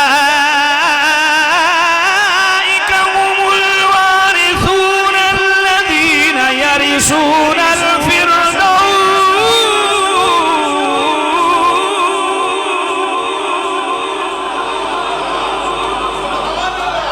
اللہ فرماتا ہے یہ نیک لوگ جنت کے وارث ہیں, جنت الفردوس کے وارث ہیں. اب میں نے 3 آیتیں پڑھ دی. سورہ مریم آیت نمبر 63, سورۃ زخرف آیت نمبر 72, سورۃ المومنون آیت نمبر 11. اللہ فرماتا ہے نیک بندے جنت کے. پہلی بات تو یہ پتہ چلی کہ کوئی اپنے نام کے ساتھ پیر طریقت رہبر شریعت رکھ دے تو اس کا مطلب یہ نہیں کہ وہ جنت کا وارث ہے. فلاں گدی نشیم صاحب جنت کے وارث نہیں. اللہ فرماتا ہے جنت کے وارث وہ ہیں جو متقی ہیں, صالح, نیک اعمال کرنے. اچھا اولئکم الوارثون الذین یرثون الفردوس کہہ دیا, جنت الفردوس کے یہ لوگ وارث ہیں. کون؟ کڑے پہننے والے. پیچھے سارا بیان قد افلح المؤمنون الذین هم فی صلاتهم خاشعون والذین هم عن اللغو معرضون والذین هم للزکاة فاعلون والذین هم لفروجهم حافظون على ازواجهم او ما ملکت ایمانهم فانهم غیر ملومین فمن ابتغى وراء ذلك فاولئک هم العادون والذین هم لاماناتهم وعهدهم راعون والذین هم على صلواتهم يحافظون اولئک هم الوارثون. بات پلے پڑی ہے کہ نہیں پڑی؟ سبحان اللہ. دوسری بات یہ پتہ چلی, سبحان اللہ, 2024 میں اگر کوئی اس معیار پہ پورا اترتا ہے نا 2024 میں تو وہ بھی جنت کا وارث، وہ بھی جنت کا۔ میں نے کہا مجھے ان احمقوں کی سمجھ نہیں آتی جن کے سامنے ہر صحابی نبی جنتی جنتی کا نعرہ لگے تو ان کی طبیعت بگڑ جاتی ہے۔ میں نے کہا یہ بات تو ہم داتا صاحب کے لیے تمہاری بکواس سننے کے لیے تیار نہیں ہیں، بہو سلطان کے لیے، پیر سیال لجپال کے لیے، پیر پٹھان کے لیے، حضرت خواجہ غریب نواز پاک کے لیے، حضرت شہنشاہ نقشبند پاک کے لیے، شہنشاہ سرورد پاک کے لیے، ان کے لیے بکواس سننے کے لیے کافی جناب والا تیار نہیں ہے۔ ان کو ہم جنت کا وارث مانتے ہیں، تم صحابہ میں ہاتھ ڈال رہے ہو۔ گل پلے کوئی نہیں۔ غزالی زمان راضی دوران سید احمد سعید کاظمی رحمت اللہ علیہ مقالات کاظمی کی 4 جلد صفحہ 138 پہ فرماتے ہیں تمہیں صحابی کے سٹیٹس کا معلوم ہے؟ صحابی کہتے کسے ہیں؟ غزالی زمان فرماتے ہیں کہ کائنات عالم کے تمام اغواس، اقطاب، اوتاد، ابدال، نجبا، شرفاء، عظماء، قبراء، صالحین، کاملین، عارفین، عابدین، ان کی جملہ مقبول عبادات، فرائض و واجبات و سنن مقبول ایک پلڑے میں رکھو اور دوسرے پلڑے میں وہ ہستی جس نے ایمان کی حالت میں صرف 1 سیکنڈ حضور کی مجلس اختیار کی اور ایمان کی حالت میں دنیا سے چلے گئے۔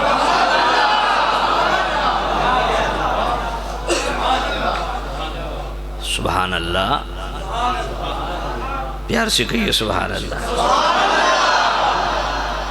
پھر لطف کی بات یہ ہے کچھ جنتی ہیں، کچھ جنت کے وارث ہیں۔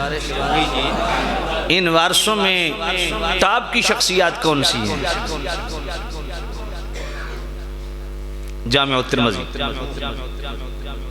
سنن ابن ماجہ، مسند احمد، ان 3 حدیث کی کتب میں 2 حدیثیں ہیں۔ ان 2 میں سے ایک تو زبان ضد عام ہے، مگر دوسری حدیث اس پہ دانستہ یا غیر دانستہ طور پہ غیر ذمہ داری کا ثبوت ہے، پڑھی نہیں جاتی۔ پہلی حدیث جو ہر بندے کو آتی، الحسن والحسین سیدہ شباب اہل الجنہ، حسنین کریمین جنتی جوانوں کے سردار ہیں۔ اس سے متصل حدیث ہے جس کے راوی خود مولا علی مشکل کشا شیر خدا ہے۔ مولا علی نے فرمایا، میرے نبی نے فرمایا، علی یہ جو ابوبکر عمر آ رہے ہیں نا، حاذان سیدہ کہول اہل الجنہ من الاولین والآخرین الا النبیین والمرسلین۔ فرمایا یہ ابوبکر عمر بھی جنتیوں کے سردار ہیں۔ فرق کیا ہے؟ فرمایا فرق یہ ہے کہ حسنین کریمین ان کے سردار ہیں جو دنیا سے شباب کے درجے میں رخصت ہوئے، اور شیخین کریمین ابوبکر عمر ان کے سردار ہیں جو کہول کے درجے میں دنیا سے گئے۔ بچہ پنگوڑے میں ہو اس کے لیے طفل کی ٹرم استعمال ہوتی ہے، بچہ 10 سال کا ہو جائے اس کے لیے سبی کی ٹرم استعمال ہوتی ہے، بچہ بلوغت کے قریب ہو اس کے لیے غلام کی ٹرم استعمال ہوتی ہے، بچہ بالغ ہو جائے اس کے لیے شباب کی ٹرم استعمال ہوتی ہے، 20 سے 30 سال والے کے لیے رجل کی ٹرم استعمال ہوتی ہے، 30 سے 40 سال والے کے لیے کہول کی ٹرم استعمال ہوتی ہے، 50 سے 60 سال والے کے لیے شیخ کی ٹرم استعمال ہوتی ہے، 60 سے آگے شیخ فانی کی ٹرم استعمال ہوتی ہے۔ اور میں جو شباب کے درجے کے ہیں ان کے سردار شیخین حسنین کریمین، جو کہول کے سردار ہیں ان کے سردار کون ہیں؟ شیخین کریمین، لیکن الا النبیین والمرسلین، یہ اگلا جملہ خاص ہے، الا النبیین والمرسلین۔ فرمایا یہ ذہن میں رکھو، صرف کہول کے نہیں، کوئی طفل کے درجے کا ہے اس کا بھی، کوئی سبی کے درجے کا ہے اس کا بھی، کوئی غلام کے درجے کا ہے اس کا بھی، کوئی شباب کے درجے کا ہے اس کا بھی، کوئی کہول کے درجے کا ہے اس کا بھی، کوئی رجل کے درجے کا ہے اس کا بھی، کوئی شیخ کے درجے کا ہے اس کا بھی، کوئی شیخ فانی کے درجے کا ہے اس کا بھی۔ نبیوں رسولوں کے علاوہ جو بھی ہے، چاہے وہ صحابی ہے چاہے وہ آل بیت میں سے، اس کے سردار جنت میں شیخین کریمین ہیں۔ اور ابن ماجہ میں تو حدیث کے لفظ ہیں کلیئر کٹ، ابن ماجہ کی حدیث کبھی پڑھی ہے؟ وہاں ہیں حاذان سیدہ کہول اہل الجنت وشبابہا بعد النبیین والمرسلین. وہاں کے شباب کے لفظ منشن کیے خود میرے نبی نے. نبیوں رسولوں کے بعد، نبیوں رسولوں کے بعد کیا سٹیٹس ہے یار. عقیدے کے حوالہ سے یہ بھی عرض کرتا چلوں، آج اس پہ بھی 2 نمبری ہو رہی ہے تفضیل شیخین پہ. ہائے ہائے کتنے افسوس کی بات ہے. اور سیدنا صدیق اکبر تو وہ ذات ہے کئی حوالوں سے سبقت لے گئے. محبوبیت کے حوالے سے دیکھ لیں، بخاری شریف حدیث نمبر 3662 ہے، جامع ترمذی ہے حدیث نمبر 3885 ہے، ابن ماجہ ہے حدیث نمبر 101 ہے، مسند احمد ہے حدیث نمبر 17811 ہے. میرے محبوب نبی سے پوچھا گیا ای الناس احب الی، یا نبی لوگوں میں سب سے زیادہ آپ کو محبوب کون ہے؟ قال عائشہ، تو فرمایا عائشہ. اب یہ حدیث ہمارا خطیب کیوں نہیں پڑھتا؟ ابھی بابا گوگل، کیونکہ دوجے بابے نے تو سمندے کون ہو نا، تو ساڑھا بابا گوگل ہے. تو ابھی بابا گوگل کو ذرا دیکھ لو. بخاری شریف حدیث نمبر 3662، جامع ترمذی کی حدیث نمبر 3885، ابن ماجہ کی حدیث نمبر 101، مسند احمد کی حدیث نمبر 17811 ہے. حضور نے فرمایا مجھے سب سے زیادہ محبوب عائشہ ہے. یہ حدیث صحیح ہے. فَقُلْتُ مِنَ الرِّجَالِ، یا نبی اللہ مردوں میں. فقال ابوہا، فرمایا عائشہ کا باپ ابو بکر. ہم سنی ہیں اس لیے ہم وہ حدیث بھی بیان کرتے ہیں جس میں حضور نے فرمایا مردوں میں مولا علی، عورتوں میں سیدہ زہرا، لیکن وہ حدیث ضعیف ہے. یہ حدیث صحیح ہے اور وہ ضعیف بھی پڑھتے ہیں کیونکہ اہل سنت کے اس پر اجماع ہے کہ ضعیف حدیث بھی فضائل میں قابل قبول ہے. تو تطبیق کیسے دو گے؟ تطبیق کیسے دو گے کہ اہل بیت کے مردوں میں سب سے زیادہ محبوب علی، اہل بیت کی عورتوں میں سب سے زیادہ محبوب سیدہ زہرا پاک، اور مطلقاً مردوں میں صدیق اکبر، اور مطلقاً عورتوں میں عائشہ صدیقہ. سمجھئے؟ اور اس کی تائید اس کلام سے بھی ہوتی ہے کہ سب سے زیادہ محبوب صدیق اکبر مردوں میں کیوں ہے. وہ بڑا مشہور کلام جو میرے نبی کی ڈیمانڈ پہ، یا کمال ہے خدا کی قسم، یہ بات میں بطور چیلنج کر رہا ہوں اور دعوے سے کہہ رہا ہوں.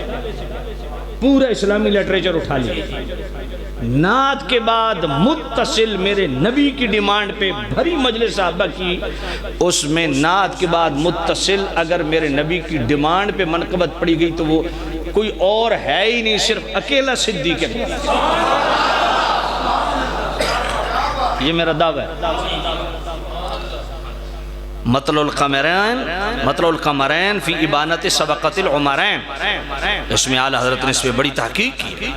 فرمایا یہ صدیق اکبر کی خصوصیات میں سے ہے. نعت کے ساتھ متصل اگر کسی کی منقبت پڑی گئی اور اسی حدیث کو دیگر مناقب جو آپ بزرگوں کے منظوم پڑھتے ہیں اس کو مستدل بنایا گیا. اسی حدیث کو اگر کوئی کہے مولا علی کی منقبت پڑھنا کہاں لکھا ہے، فلاں بزرگ کی منقبت پڑھنا کہاں لکھا ہے، اولیاء اللہ کے مناقب پڑھنا کہاں لکھا ہے منظوم، تو اس کے لیے ہم جو دلیل پکڑتے ہیں وہ یہی حدیث ہے جو صدیق اکبر کی منقبت. اور وہ اشعار بھی کمال کیا، سبحان اللہ. اگر آپ سننا چاہیں تو سنا دو.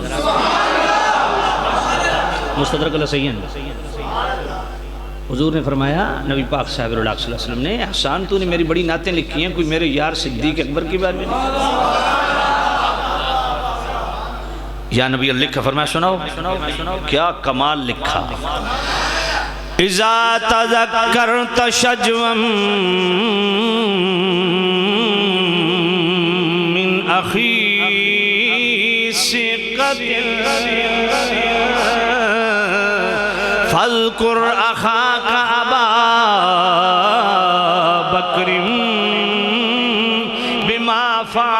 تعالی خیر البریت اتقاها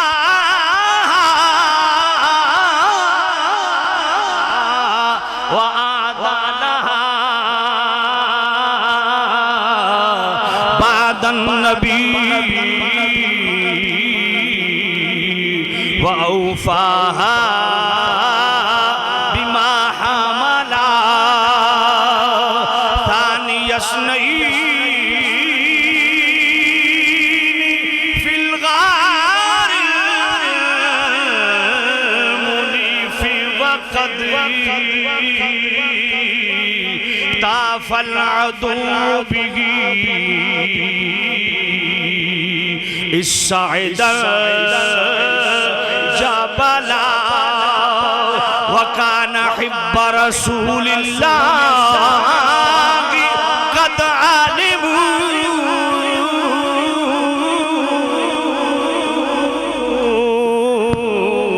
من البرية لم يعدل به رجلا.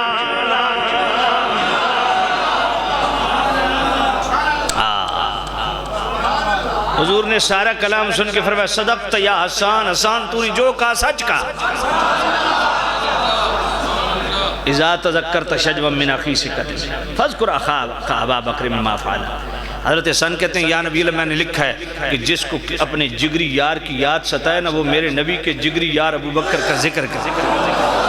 سبحان اللہ. خیر البریت اتقاها وأعدلها بعد النبی وأوفاها بما حملا. حضرت حسان حضور کے سامنے کہہ رہے ہیں خیر البریہ سب سے افضل بھی صدیق اکبر، اتقاها سب سے بڑا متقی بھی صدیق اکبر ہے، سب سے زیادہ وعدہ وفا کرنے والا بھی صدیق اکبر، سب سے زیادہ عہد کو نبھانے والا صدیق اکبر. سبحان اللہ. ثانی اثنین فی الغار المنیف وقد. اللہ یہ کیفیت ہم سب کو نصیب فرمائے.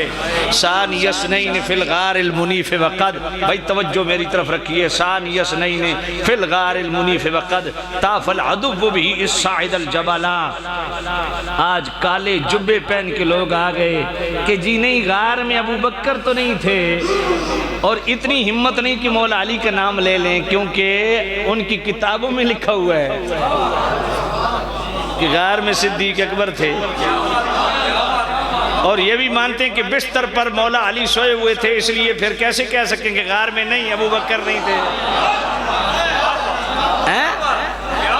میں نے کہا یہ تو میرے نبی کے سامنے مور لگ گئی. یا نبی اللہ یہ جو غار میں تھا یہ ابو بکر تھا. صدقت یا حسان، حسان تو نے سچ کہا ہے. اللہ وہ جو ہے اس کا آخری شعر. سبحان اللہ. پانی پلائیں پانی پلائیں. تو جو ہے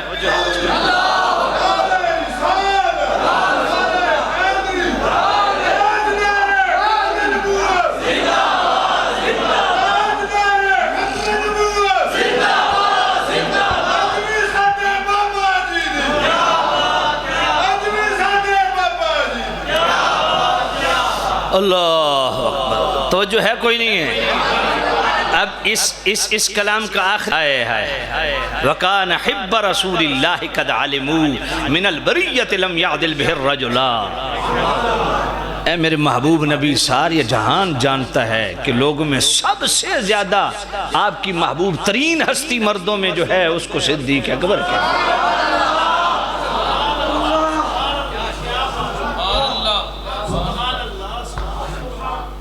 اس بخاری کی حدیث کی تائید اس مستدرک الصحیحین کی حدیث سے ہوگی کہ نہیں؟ اور خیر البریہ بھی فرمایا سب سے افضل والا خیر البریہ. خیر البریہ. اچھا بڑے مزے کی بات ہے. بخاری شریف کی حدیث ہے 389 نمبر. محمد بن علی جن کو محمد بن حنفیہ کہتے ہیں، انہوں نے اپنے ابا جان مولا علی پاک سے بخاری شریف پوچھا ابا جان ای الناس خیر بعد رسول اللہ. رسولوں کے بعد، نبیوں کے بعد پہلی امتوں میں بھی اس امت میں سب سے افضل والا کون ہے؟ فرمایا ابو بکر۔ بھائی مسند احمد کی حدیث ہے، مسند احمد کی حدیث سنو ذرا بھائی، توجہ میری طرف رکھیے۔ مسند احمد کی حدیث ہے 829 نمبر حدیث ہے۔ حضرت ابو جحیفہ کے پاس خود مولا علی آئے تو حضرت ابو جحیفہ رضی اللہ تعالیٰ عنہ کن الفاظ سے استقبال کیا؟ یا خیر الناس بعد رسول اللہ، رسول اللہ کے بعد سب سے افضل والا۔ فقال مہلا یا ابا جحیفہ الا اخبرک بخیر الناس بعد رسول اللہ ابو بکر۔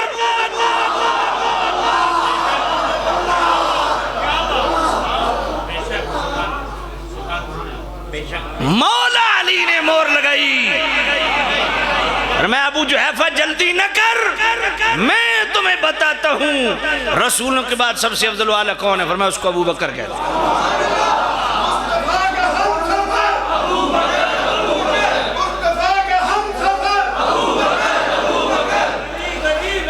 یار ایک ایسی حدیث،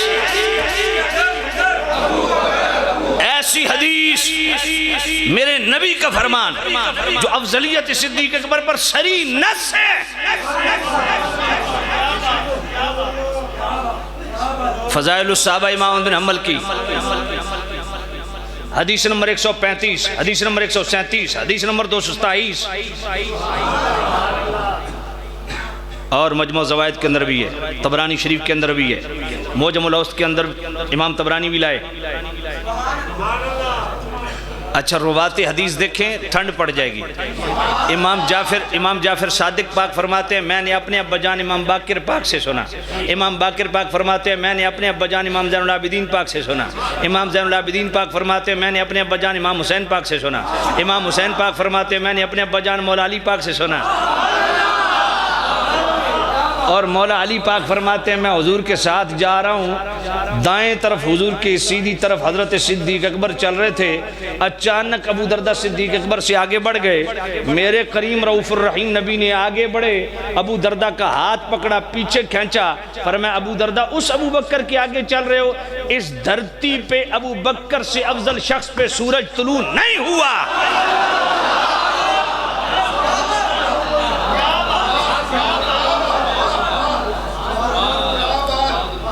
آج تمہارے بڑے بڑے پیر، تمہارے دو مولوی 2 نمبریاں کرنا شروع ہو گئے ہیں، مولائی کہلواتے ہو، شرم نہیں آتی؟ مولا علی کے اپنے فیصلے تمہیں قبول نہیں؟ اور پھر 5واں فیصلہ مولا علی کا اور صحیح حدیث۔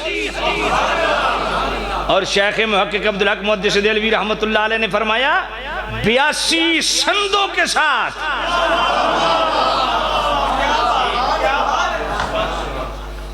82 اسناد صحیح حدیث صحت کو پہنچتی ہے، صحیح حدیث ہے۔ امام ذہبی نے اس پر صحت کا حکم لگایا ہے۔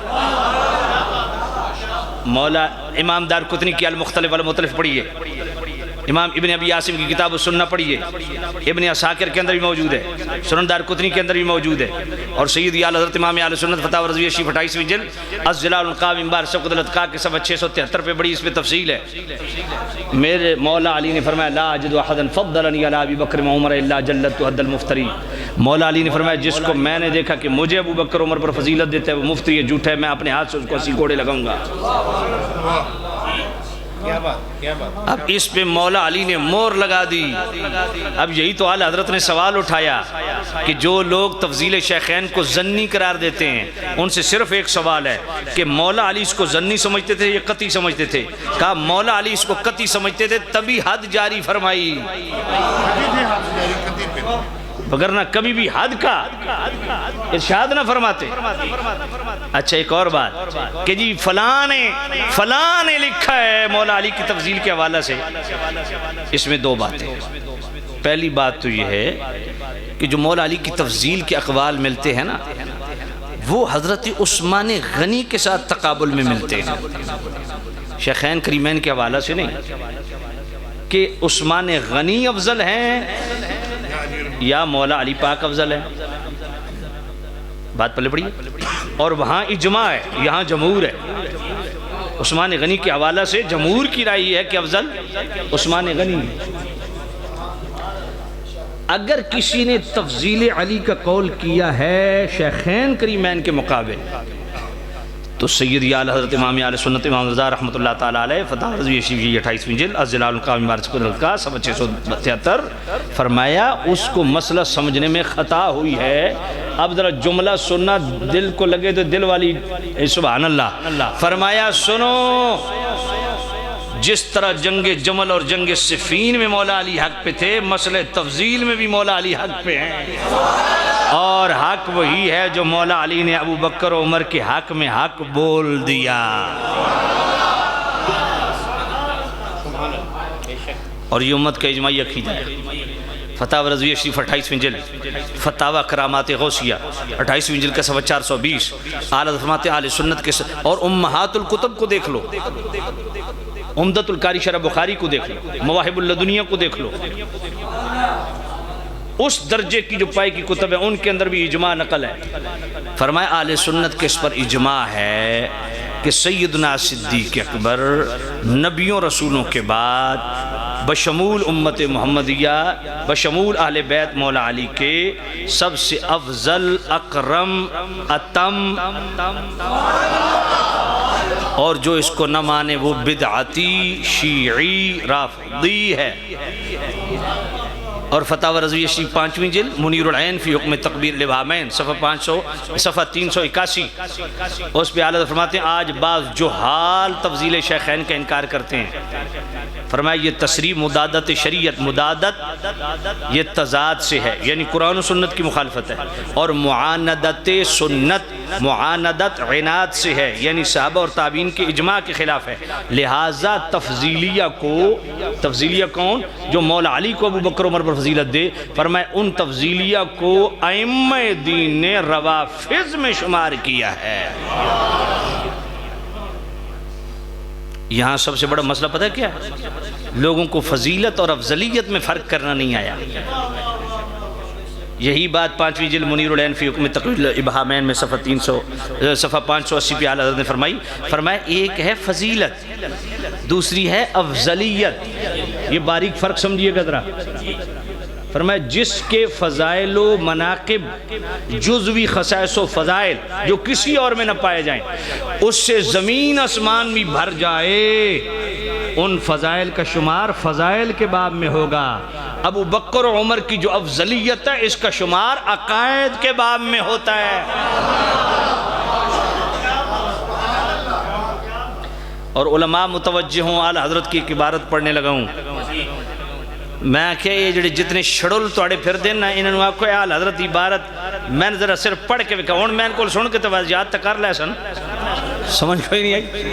اب سنو اعلیٰ حضرت کیا فرماتے، فرمایا تفضیل شیخین کے مقابل صحیح حدیث بھی آ جائے قطعاً واجب التاویل ہے، بفرض باطل صالح تاویل نہ نکل سکے. صحیح حدیث بھی واجب الرد ہے کیونکہ تفضیل شیخین تواتر و اجماع سے ثابت ہے، اور تواتر و اجماع کے مقابل احاد کو نہیں سنا جائے گا. اصول بیان کر. فرمایا تفضیل شیخین کے مقابل صحیح حدیث بھی آ جائے نا تو پوری کوشش کی جائے گی تطبیق ہو جائے، تطبیق ہو جائے، موافقت پیدا کر لیں. اگر موافقت نہیں ہوتی تو صحیح حدیث بھی رد ہو جائے گی کیونکہ یہ معاملہ اجماع کا ہے. سبحان اللہ. امام ربانی مجدد الفسانی شیخ احمد سرہندی رحمت اللہ علیہ دفتر اول حصہ دوم مکتوب نمبر 266 سنن دار قطنی کا ریفرنس امام اعظم ابونی کا فرمان وہ لائے. حضرت امام میں اولیاء کا اس لیے اولیاء کے میں ریفرنسز آپ کی خدمت میں کوٹ کر رہا ہوں کیونکہ ہم اولیاء کو ماننے والے ہیں. امام ربانی مجدد الفسانی فرماتے ہیں ذرا سنو اہل سنت کا عقیدہ، من علامات السنت والجماعت تفضیل الشیخین و محبت الختنین. فرمایا سنی ہونے کی نشانی یہ ہے، سنی وہ ہوتا ہے جو ابو بکر و عمر پاک کو نبیوں کے بعد افضل و اعلیٰ جانے. اور یہی حصہ اول دفتر دوم مکتوب نمبر 202 حضرت امام ربانی مجدد الفسانی کا فتوہ سننا کسے کہ حضرت امیر را افضل از صدیق گوید از جرگئے اہل سنت می آید. حضرت امام جناب والا امام ربانی مجدد الفسانی شیخ احمد سرہندی رحمۃ اللہ علیہ فرماتے ہیں کہ جو مولا علی کی تفضیل کا قائل ہے، جو مولا علی کو ابو بکر عمر پر افضل قرار دیتا ہے، وہ اہل سنت سے خارج ہے. بات پلے پڑی ہے کہ نہیں بھئی؟ اولیاء اللہ کو پڑھو، کچھ سمجھ آئے عقیدے کی. تو امت کا اجماعی عقیدہ ہے جس پہ مولا علی نے بھی موریں لگائیں. تمہارے گوجرہ میں ایک بڑا معروف آستانہ ہے شہر کے اندر، نام نہیں لیتا، ان کے بھی چراغ گل ہونے لگے ہیں. ان کا سجادہ نشین عرس کی بھری محفل میں کہتا ہے خلیفہ بلا فصل مولا علی. تو چراغ تو گل ہوں گے، سمجھیں تو کوئی نہیں، اندھیرا تو چھائے گا. تو مولا علی کو پوچھ لینا سی، مولا علی سے پوچھ لینا تھا. حدیث سناؤں آپ،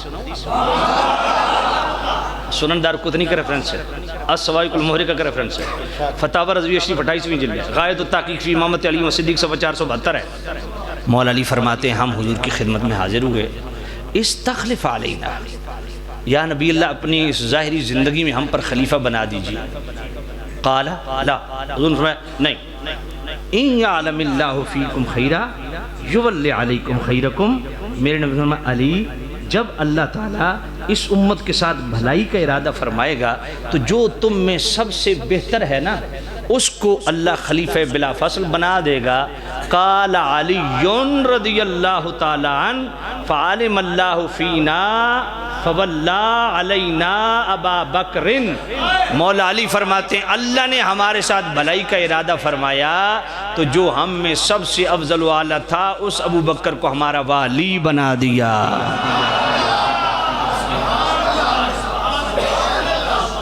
قال علی، یہ ریکارڈنگ پہنچانا پیروں تک. قال علی رضی اللہ تعالیٰ عنہ فعلم اللہ فینا خیرا فولا علینا ابا بکر. مولا علی کو کون پڑھے گا؟ چلو بخاری شریف آپ کو سنا دیتا ہوں بھائی. بخاری شریف ہے، دوسری جلد ہے، کتاب المرضع ہے، صفحہ 846 ہے. بخاری شریف ہے، کتاب الاحکام ہے، باب الاستخلاف ہے، صفحہ 1072 ہے. اور فتاوی رضویہ شریف ہے، 28ویں جلد ہے، غایت التحقیق فی امامت علی و صدیق ہے، صفحہ 477 ہے. اچھا میں بخاری کی حدیث پڑھ رہا ہوں تو مجھے بیچ میں اعلیٰ حضرت کو رکھنے کی ضرورت کیوں ہے؟ سمجھ کوئی نہیں آئی. میں نے کہا تمہیں بتانے کے لیے. اب کمینے حضرت بھی اعلیٰ حضرت بننے کی سوچ رہے ہیں. سمجھے کوئی نہیں. میں نے کہا بابوں سے دین لو، بابیاں نال بغاوت نہ کرو. اے بغاوت اپنے پیو تک پہنچ دی. کل آگ سجی حسن اپنے پیو تو بھی اتبار کوئی نہیں. حیا نو ہاتھ مارو، شرم کرو. دین ڈائریکٹ تمہارے گھر نہیں آ گیا، یہ بابوں کی محنتیں ہیں. انشاءاللہ حضرت نے اگلے سال بلایا تو بابے اس پہ میرا جناب والا ذرا بیان سن لینا، بلکہ نیٹ پہ سن لینا.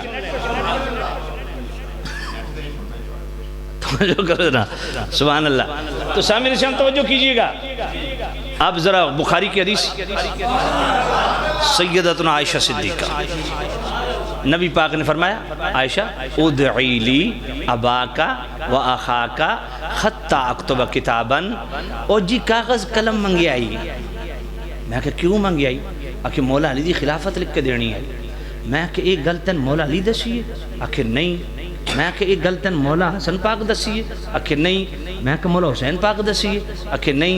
میں کہ امام زین العابدین پاک دسی؟ اکھے نہیں. میں کہ امام علی رضا پاک دسی؟ اکھے نہیں. امام جعفر صادق، امام باقر پاک، امام موسیٰ کاظم، امام تقی، امام نقی، امام حسن عسکری. میں کہ 12 امام چو کس تن گل دسی ہے؟ اکھے کسے نہیں. تو میں کہ تینوں کی میں پتہ لگا بھی کاغذ قلم مولا علی واسطہ منگی آئی. سمجھ کوئی نہیں لگی. منگیا کیا واسطے جی کس واسطے؟ میں دستا بھئی کہنے واسطے منگیا. یہ بخاری شریف ہے، یہ کتاب المردہ ہے، صفحہ 846 ہے. بخاری شریف ہے، کتاب الاحکام ہے، باب الاستخلاف ہے، صفحہ 1072 ہے. ادعی لی اباکا واخاکا حتی اکتب کتابا. عائشہ اپنے باپ ابو بکر کو بلا لے، اپنے بھائی کو بھی بلا لے، میں ان کو کچھ لکھ کے دینا چاہتا ہوں. فَإِنِّي أَخَافُ أَن يَتَمَنَّى مُتَمَنٍ. ہائے ہائے، میرے نبی نے فرمایا مجھے اندیشہ ہے کہ میرے بعد کوئی تمنا کرنے والا تمنا نہ کرے، کوئی کہنے والا یہ نہ کہے آنا اولا آنا اولا. ہائے ہائے، میرے بعد کوئی کہنے والا یہ نہ کہے کہ میں نبی پاک کے بعد سب سے اولا، افضل، اکرم، اشرف. انا اولا.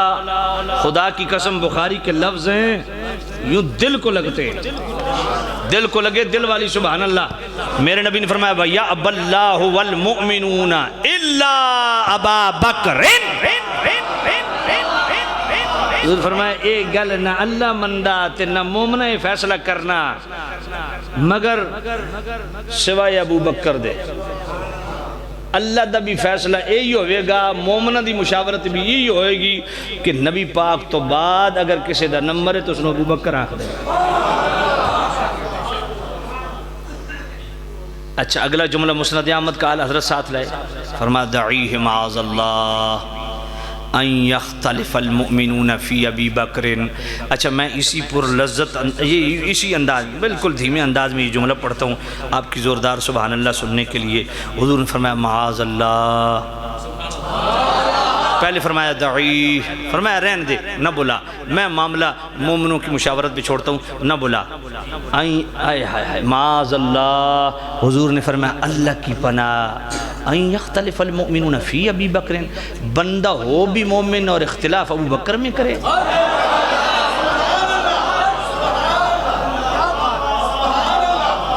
سونے ہائے ہائے ہائے ہائے.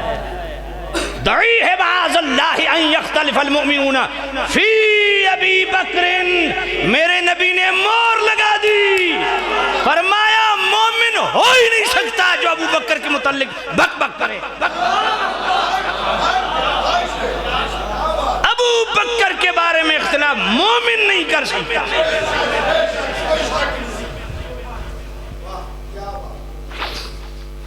اور بڑے لطف کی بات ہے، مستدرک الاسیین کی روایت ہے، مسند احمد کے اندر بھی موجود ہے، السوائق المحرقہ کے اندر بھی موجود ہے. اور روات حدیث حضرت عبداللہ بن مسعود بھی راوی ہیں، حضرت انس بن مالک بھی راوی ہیں.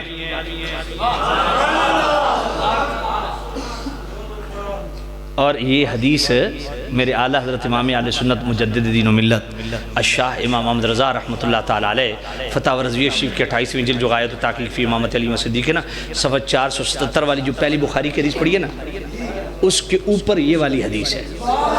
اچھا یہ حدیث لکھنے سے پہلے اعلیٰ حضرت کیا فرماتے ہیں؟ فرمایا نہایت روشن و سری، قریب نص و تصریح، ارشاد مصطفی. وہ حدیث کیا ہے؟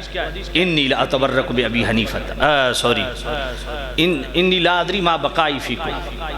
حضور نے فرمایا وقت اخیر کب آ جائے ایک بات توجہ سے سن. فاقتدوا بالذین من بعد ابی بکر وفی لفظ اقتدوا بالذین من بعد من اصحاب ابی بکر و عمر. حضور نے فرمایا میرے بعد ابو بکر اور ابو بکر کے بعد عمر کی اقتداء کو لازم جاننا.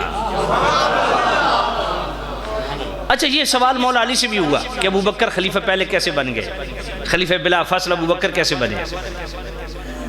امام اسحاق بن راہوے کا ریفرنس ہے، ابن عساکر کا ریفرنس ہے، سنن دارقطنی کا ریفرنس ہے، اور فتاوی رضویہ شریف، یہی غایت التحقیق فی امامت علی و صدیق 28ویں جلد صفحہ 474 حدیث سنیے گا۔ ابن قوان مولا علی مشکل شاہ شیر خدا کرم اللہ تعالیٰ وجل کریم سے ان کی دور خلافت میں پوچھا یہ ابو بکر پہلے خلیفہ کیسے بن گئے؟ پہلا خلیفہ تو آپ کو ہونا چاہیے تھا۔ تو مولا علی نے فرمایا بل رأی رأیتہ، ابو بکر کو ہم نے خلیفہ بنایا ہے۔ ہائے ہائے۔ اچھا یہ اگلی بات امام مولا علی پتہ کیا فرمایا تو یہ جو کہہ رہا ہے کہ پہلا خلیفہ تو آپ کو ہونا چاہیے، ابو بکر کیسے بن گئے؟ ایک بات بتا۔ مولا علی فرماتے ہیں نبی پاک صاحب اللہ صلی اللہ علیہ وسلم بتقاض بشریت جہاں فراش تھے۔ ہاں میں پاس موجود تھا نبی پاک۔ ہاں مولا علی آپ تھے۔ اذان ہوتی تھی؟ جی ہوتی تھی۔ مولا علی فرماتے ہیں میں حضور کے پاس ہوتا تھا، اذان ہوتی تھی، حضور نے مجھے نہیں فرمایا علی نماز پڑھا، مرو ابا بکر فلیصلی بالناس کیوں فرمایا؟ اب مولا علی کا اگلا فیصلہ سننا۔ فلما قبض رسول اللہ صلی اللہ علیہ وسلم نظرنا فی امورنا، مولا علی فرماتے ہیں کہ ہم نے نبی پاک کے پردہ فرمانے کے بعد اپنے معاملات میں غور و فکر کیا کہ ہم میں وہ کون ہے جو خلیفہ بلا فصل کا سب سے زیادہ اہل ہے۔ جملہ خدا کی قسم مولا علی نے ایسا بولا زمین آسمان اس کا وزن نہیں اٹھا سکتا۔ کیا حسین جملہ ہے۔ مولا علی نے کمال کر دیا، مولا علی نے سمندر کوزے میں بند کر دیا۔ تہاڈی سبحان اللہ کوزے چبار آ کوئی نہیں رہی۔ جملہ پڑھا یار انج دی سبحان اللہ بھی اگلے سال تک انہیں بینی بینی خوشبو آندی رہے۔ جملہ سننا۔ مولا علی فرماتے ہیں فاخترنا لدنیانا مردیہ رسول اللہ صلی اللہ علیہ وسلم لدیننا۔ مولا علی فرماتے ہیں ابو بکر کو دنیاوی خلافت بلا فصل کے لیے ہم نے اس لیے چنا کہ مصطفیٰ نے ابو بکر کو اپنی ظاہری زندگی میں ہمارا دین کا امام بنایا تھا۔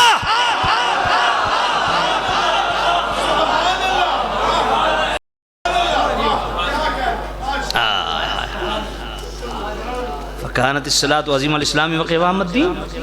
مولا علی فرماتے ہیں تم کیا سمجھتے ہو یہ امامت یہ کیا ہے؟ یہ دین کو قائم کرنا، دین کی بزرگی کا نام ہے۔ فبایعنا ابا بکر، مولا علی فرماتے ہیں ہم نے ابو بکر کے ہاتھ پہ بیعت کی۔ فکان لذالک اہلا، وہ اس کے اہل بھی تھے۔ لم یختلف علی منا اثنان، اس میں کسی نے خلاف بھی نہیں کیا۔ او جی 6 مہینے تک مولا علی بیعت ہی نہیں کیتی سی۔ اچھا میں کہا کیوں نہیں کیتی؟ وجہ کیسی بیعت نہ کرا؟ کیا اس واسطے نہیں کیتی کہ مولا علی خلیفہ بلا فصل ابو بکر نو من دینا ہے؟ اگر تے اس واسطے نہیں کیتی تو بعد 6 مہینے بعد کیوں کیتی؟ خلیفت بدستور پہلے ہوئی ہے، تو 6 مہینے کے بعد جو 6 مہینے پہلے غلط تھا وہ 6 مہینے کے بعد صحیح کیسے ہو گیا بقول تمہارے؟ اور اگر یہ کہتے ہو جی مشورہ نہیں کیا تھا اس لیے نہیں، چلو یہ مان لیتے ہیں۔ میں نے کہا سیدنا صدیق اکبر کے بعد خلیفہ دوم کون بنے؟ حضرت فاروق اعظم۔ تو فاروق اعظم کی خلافت کے لیے کسی نے مشورہ کیا؟ نہیں، ڈائریکٹ صدیق اکبر نے ان کو خلیفہ ڈکلیئر کیا۔ تو میں نے کہا مولا علی پھر وہاں کیوں نہیں بولے؟ سمجھ کوئی نہیں آئی۔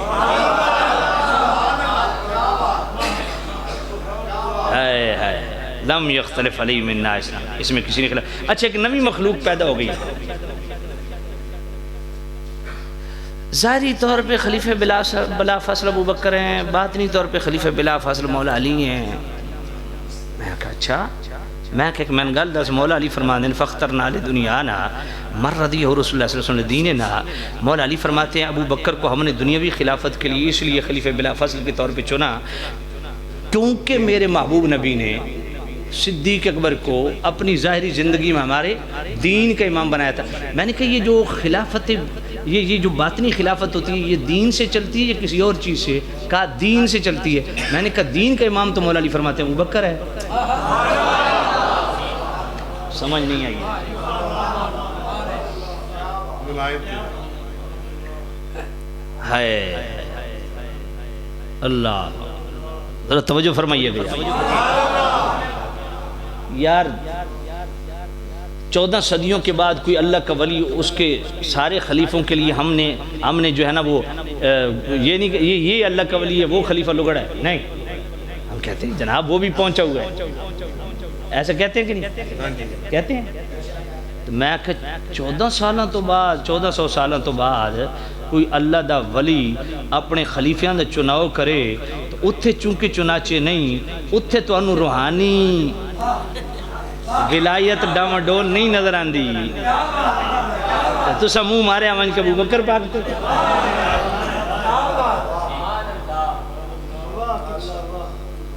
ذرا توجہ فرماؤ، مولا علی نے فیصلہ کر دیا، ابو بکر کی چنوتی خلافت بلا فصل کے لیے ہوئی اس لیے کہ مصطفیٰ نے ان کو ہمارا دین کا امام بنایا۔ اچھا میں ایک اور بات کرتا ہوں، ایک بات بتاؤ دیانتداری سے، یہ جو معروف سلاسل ہیں، چشتی، قادری، نقشبندی، سہروردی، یہ اس خانقائی نظام میں جو بیعت ہے اس کا کنسپٹ ہے کہ نہیں ہے نا؟ اچھا بیعت کو بیچ سے نکالنے پیچھے بچتا کیا ہے؟ بیعت، اب میں پوچھتا ہوں کہ باطنی خلافت کے لیے بیعت کی ضرورت ہے؟ باطنی خلافت کے لیے یہ جو آپ بزرگوں کی بیعت کرتے ہیں اس کی ضرورت ہے نا؟ اولیاء اللہ کے ہاتھ پہ بیعت کرتے ہو نا، ضرورت ہے نا؟ اچھا تو بھئی بقول شخص سے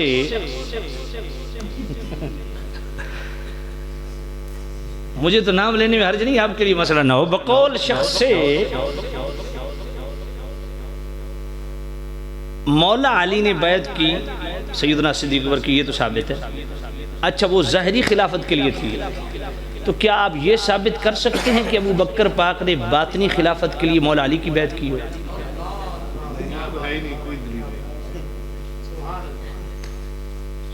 تو پھر نقشبندی سلسلہ کتنے گیا؟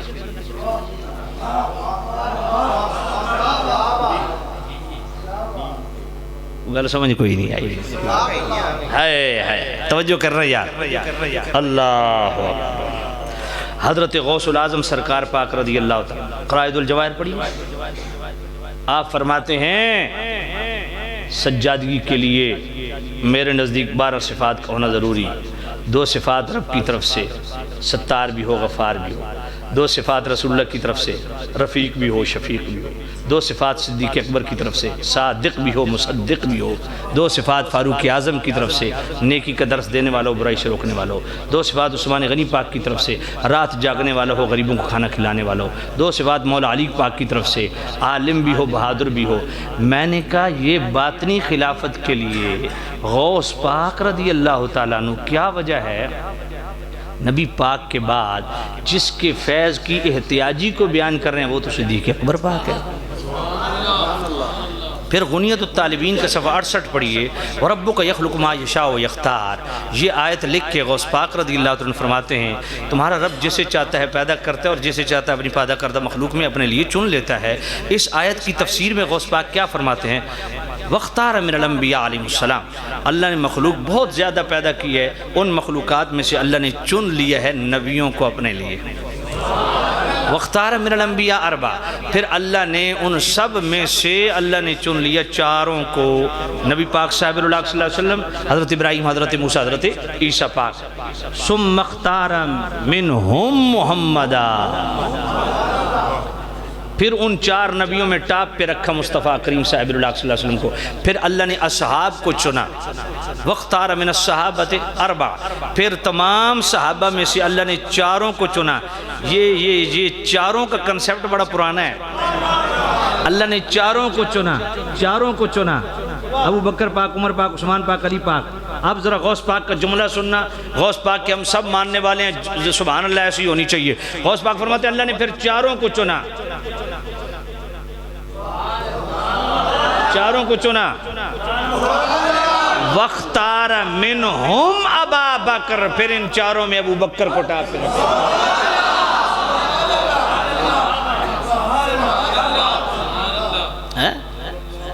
یار حضرت سلطان بہو رحمت اللہ علیہ آپ کی عقل بیدار پڑھو. آج جناب راستہ ہمار کرنے واسطے نا بد مذہبہ نال یاریاں جوڑنے واسطے آخر جی بہو سلطان فرمایا نہ میں سنی نہ میں شیعہ میں دعا تو تنگ ہوئی ہوں میں اسا توڑی تو تنگ ہوئی ہوں. یہ بہو سلطان کا فرمان ہی نہیں, میں دعوے سے کہہ رہا ہوں, بطور چیلنج کہہ رہا ہوں, یہ بہو سلطان کا کلام ہی نہیں. آپ کہیں جی کیسے؟ بڑے لطف کی بات آپ کو بتاؤں. یہ 3 مہینے پہلے پہلی دفعہ دربار شریف پہ میرا خطاب ہوا. حضرت صاحبزادہ فیاض الحسن صاحب وہی موجود تھے, کافی سارے صاحبزادے. میں نے تقریر یہیں سے شروع کی. میں نے کہا یہ بہو سلطان کا نہیں ہے, بیعت ہی نہیں. انہوں نے کہا جی بالکل آپ ٹھیک کہہ رہے ہیں. حضرت سلطان بہو پاک رحمت اللہ علیہ نے جتنی کتابیں لکھی فارسی میں لکھی, ان کا دیوان بہو جوش جناب والا شعری کلام ہے وہ بھی فارسی میں ہے. پنجابی اردو میں ایک لفظ بھی بہو سلطان پاک نے نہیں لکھا. یہ اگو ترجمے کرن والے نے اپنے اپنا کام پایا, توجہ کوئی نہیں. آئیے عقل بیدار پڑھو. حضرت سخی سلطان بہو رحمت اللہ علیہ, حضرت سلطان بہو رحمت اللہ علیہ عقل بیدار میں پتہ کیا فرماتے ہیں؟ از مذہب رفاظ و از ملت خوارج بیزارم من کے سنی.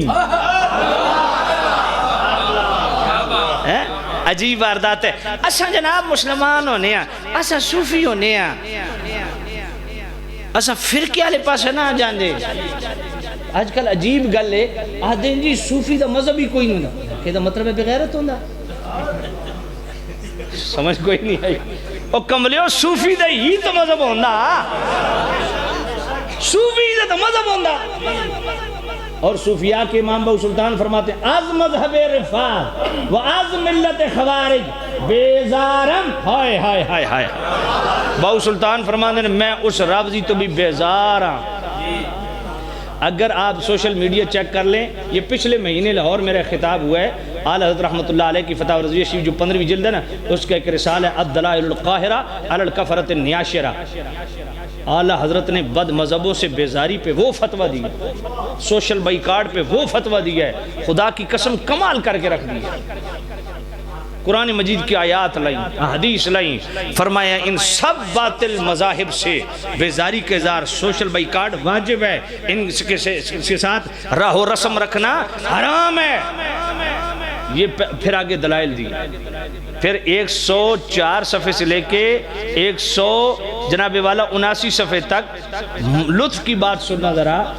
اس دور کے جو چھوٹی کی علماء ربانیین تھے نا, ان کی تائیدات اعلیٰ حضرت کے فتوے میں آئیں, اور 79 علماء کی ہیں. اور آپ میں نام لینے لگا ہوں, دل میں خوشی آپ محسوس کریں گے. 77ویں نمبر پہ جس ہستی نے اعلیٰ حضرت کے اس فتوے کی تائید کی, اس کو پیر میر علی شاہ کہتے ہیں.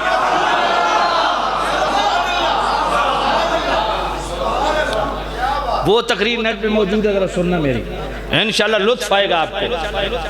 کہ بعد مذہبوں سے او جی میں لاہور گیا تھا, پیر صاحب دی 11ویں شریف دی محفل, وہ بڑا چوڑا ہو کہ میں نے پتہ کیا کہ یہاں سبھی آتے ہیں, ان سبھی سمجھ من جو سارن دے اس نام لے لے, میں نام لیندہ توڑے واسطہ مسئلہ نہ ہوگا. ہاں سبھی آتے ہیں, ہم سب کو سینے سے لگاتے ہیں. میں کہا توڑا سینہ کی لیٹرین ہے, بغیرتی بنائی ہوئی, یہ سب کو سینے سے لگاتے ہیں. بہو سلطان فرماتے ہیں میں اس رافضی سے بیزار ہوں. ہائے ہائے ہائے, جو آل بیت کرتا ہے پر صحابہ غائب. میں اس خارجی سے بھی بیزار ہوں جو صبح و شام صحابہ کرتا ہے, آل بیت غائب. بہو سلطان تو سے کون ہو؟ فرمایا من کے سنی. آئے ہائے ہائے, اے سچے اولیاء جڑے ڈنکے دی چوڑتا دن اساں سنی ہیں. اچھا جی تو سنی ہو تو نشانی در فرمایا دوست دار چہار یارم, میں حضور دے 4 یاراں نال پیار کرداں.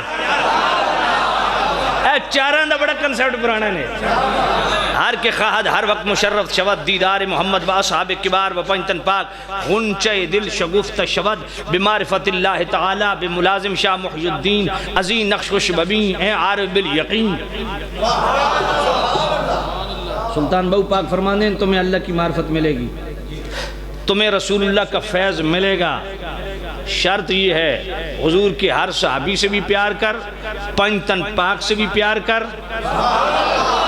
فرمایا تجھے اللہ کی معرفت بھی ملے گی, نبی پاک کا فیض بھی ملے گا, غوث پاک کا فیض بھی ملے گا.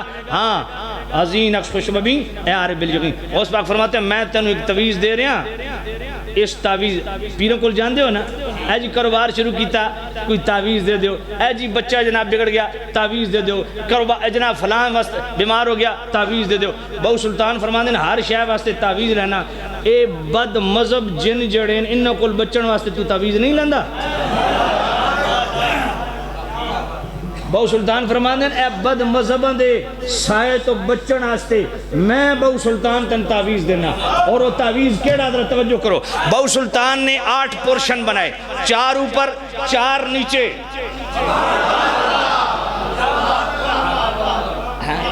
اب بد مذہبی کے سائے سے کون سا تعویذ بچا رہا ہے؟ بد مذہب جن سے کون سا تعویذ بچا رہا ہے؟ ذرا تعویذ دیکھیے گا. پہلے پورشن میں ابو بکر، دوسرے میں حضرت عمر، تیسرے میں حضرت عثمان، چوتھے میں مولا علی.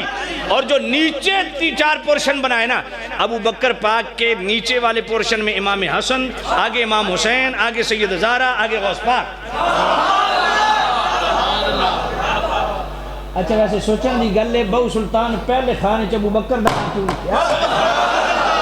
گل سمجھ نہیں کوئی نہیں آئی، کیونکہ وہ پہلے سمجھ دے ہی ابو بکر نوں.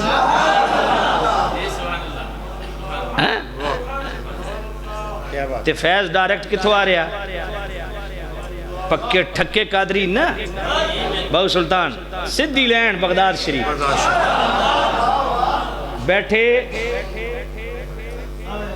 بیٹھے کتے نے؟ اتھو بیٹھ کے کی عرض کر دے سن فریاد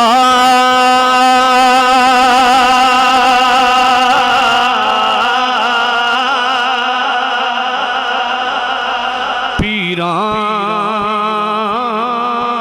دیا پیران، میری عرض سنو کن دھر کے.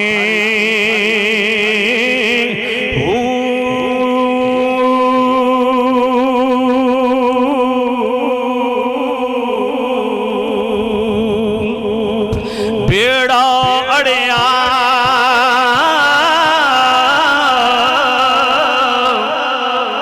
میرا بچی کپڑا دے،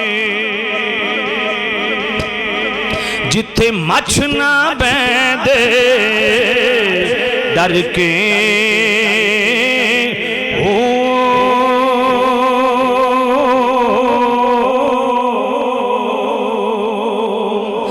شاہ جیلانی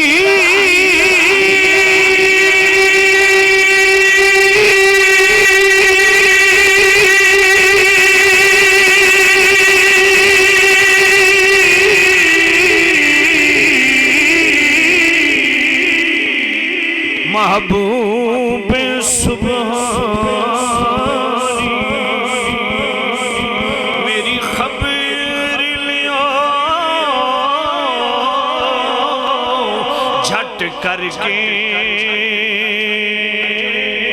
او پیر جنا دے میرا باہو پیر جنا دے میرا، او پیر جنا دے میرا باہو پیر جنا، پیر جنا دے میرا باہو، او کدھی لگ دے تر کے بغداد شہر دی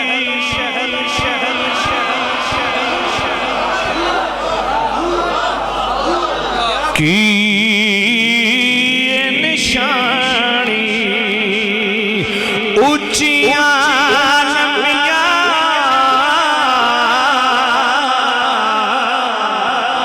چیڑاں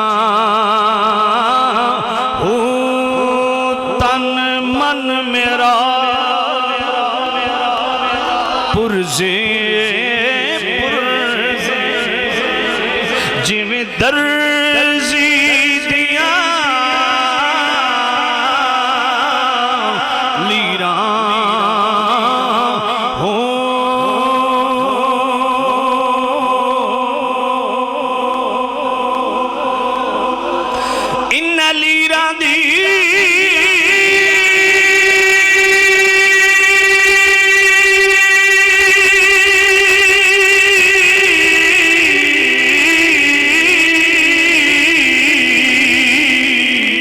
گل کفنی پاکے رلسا سنگی فقیران بغداد شہر دے او ٹکڑے منگساں کرساں میرا میرا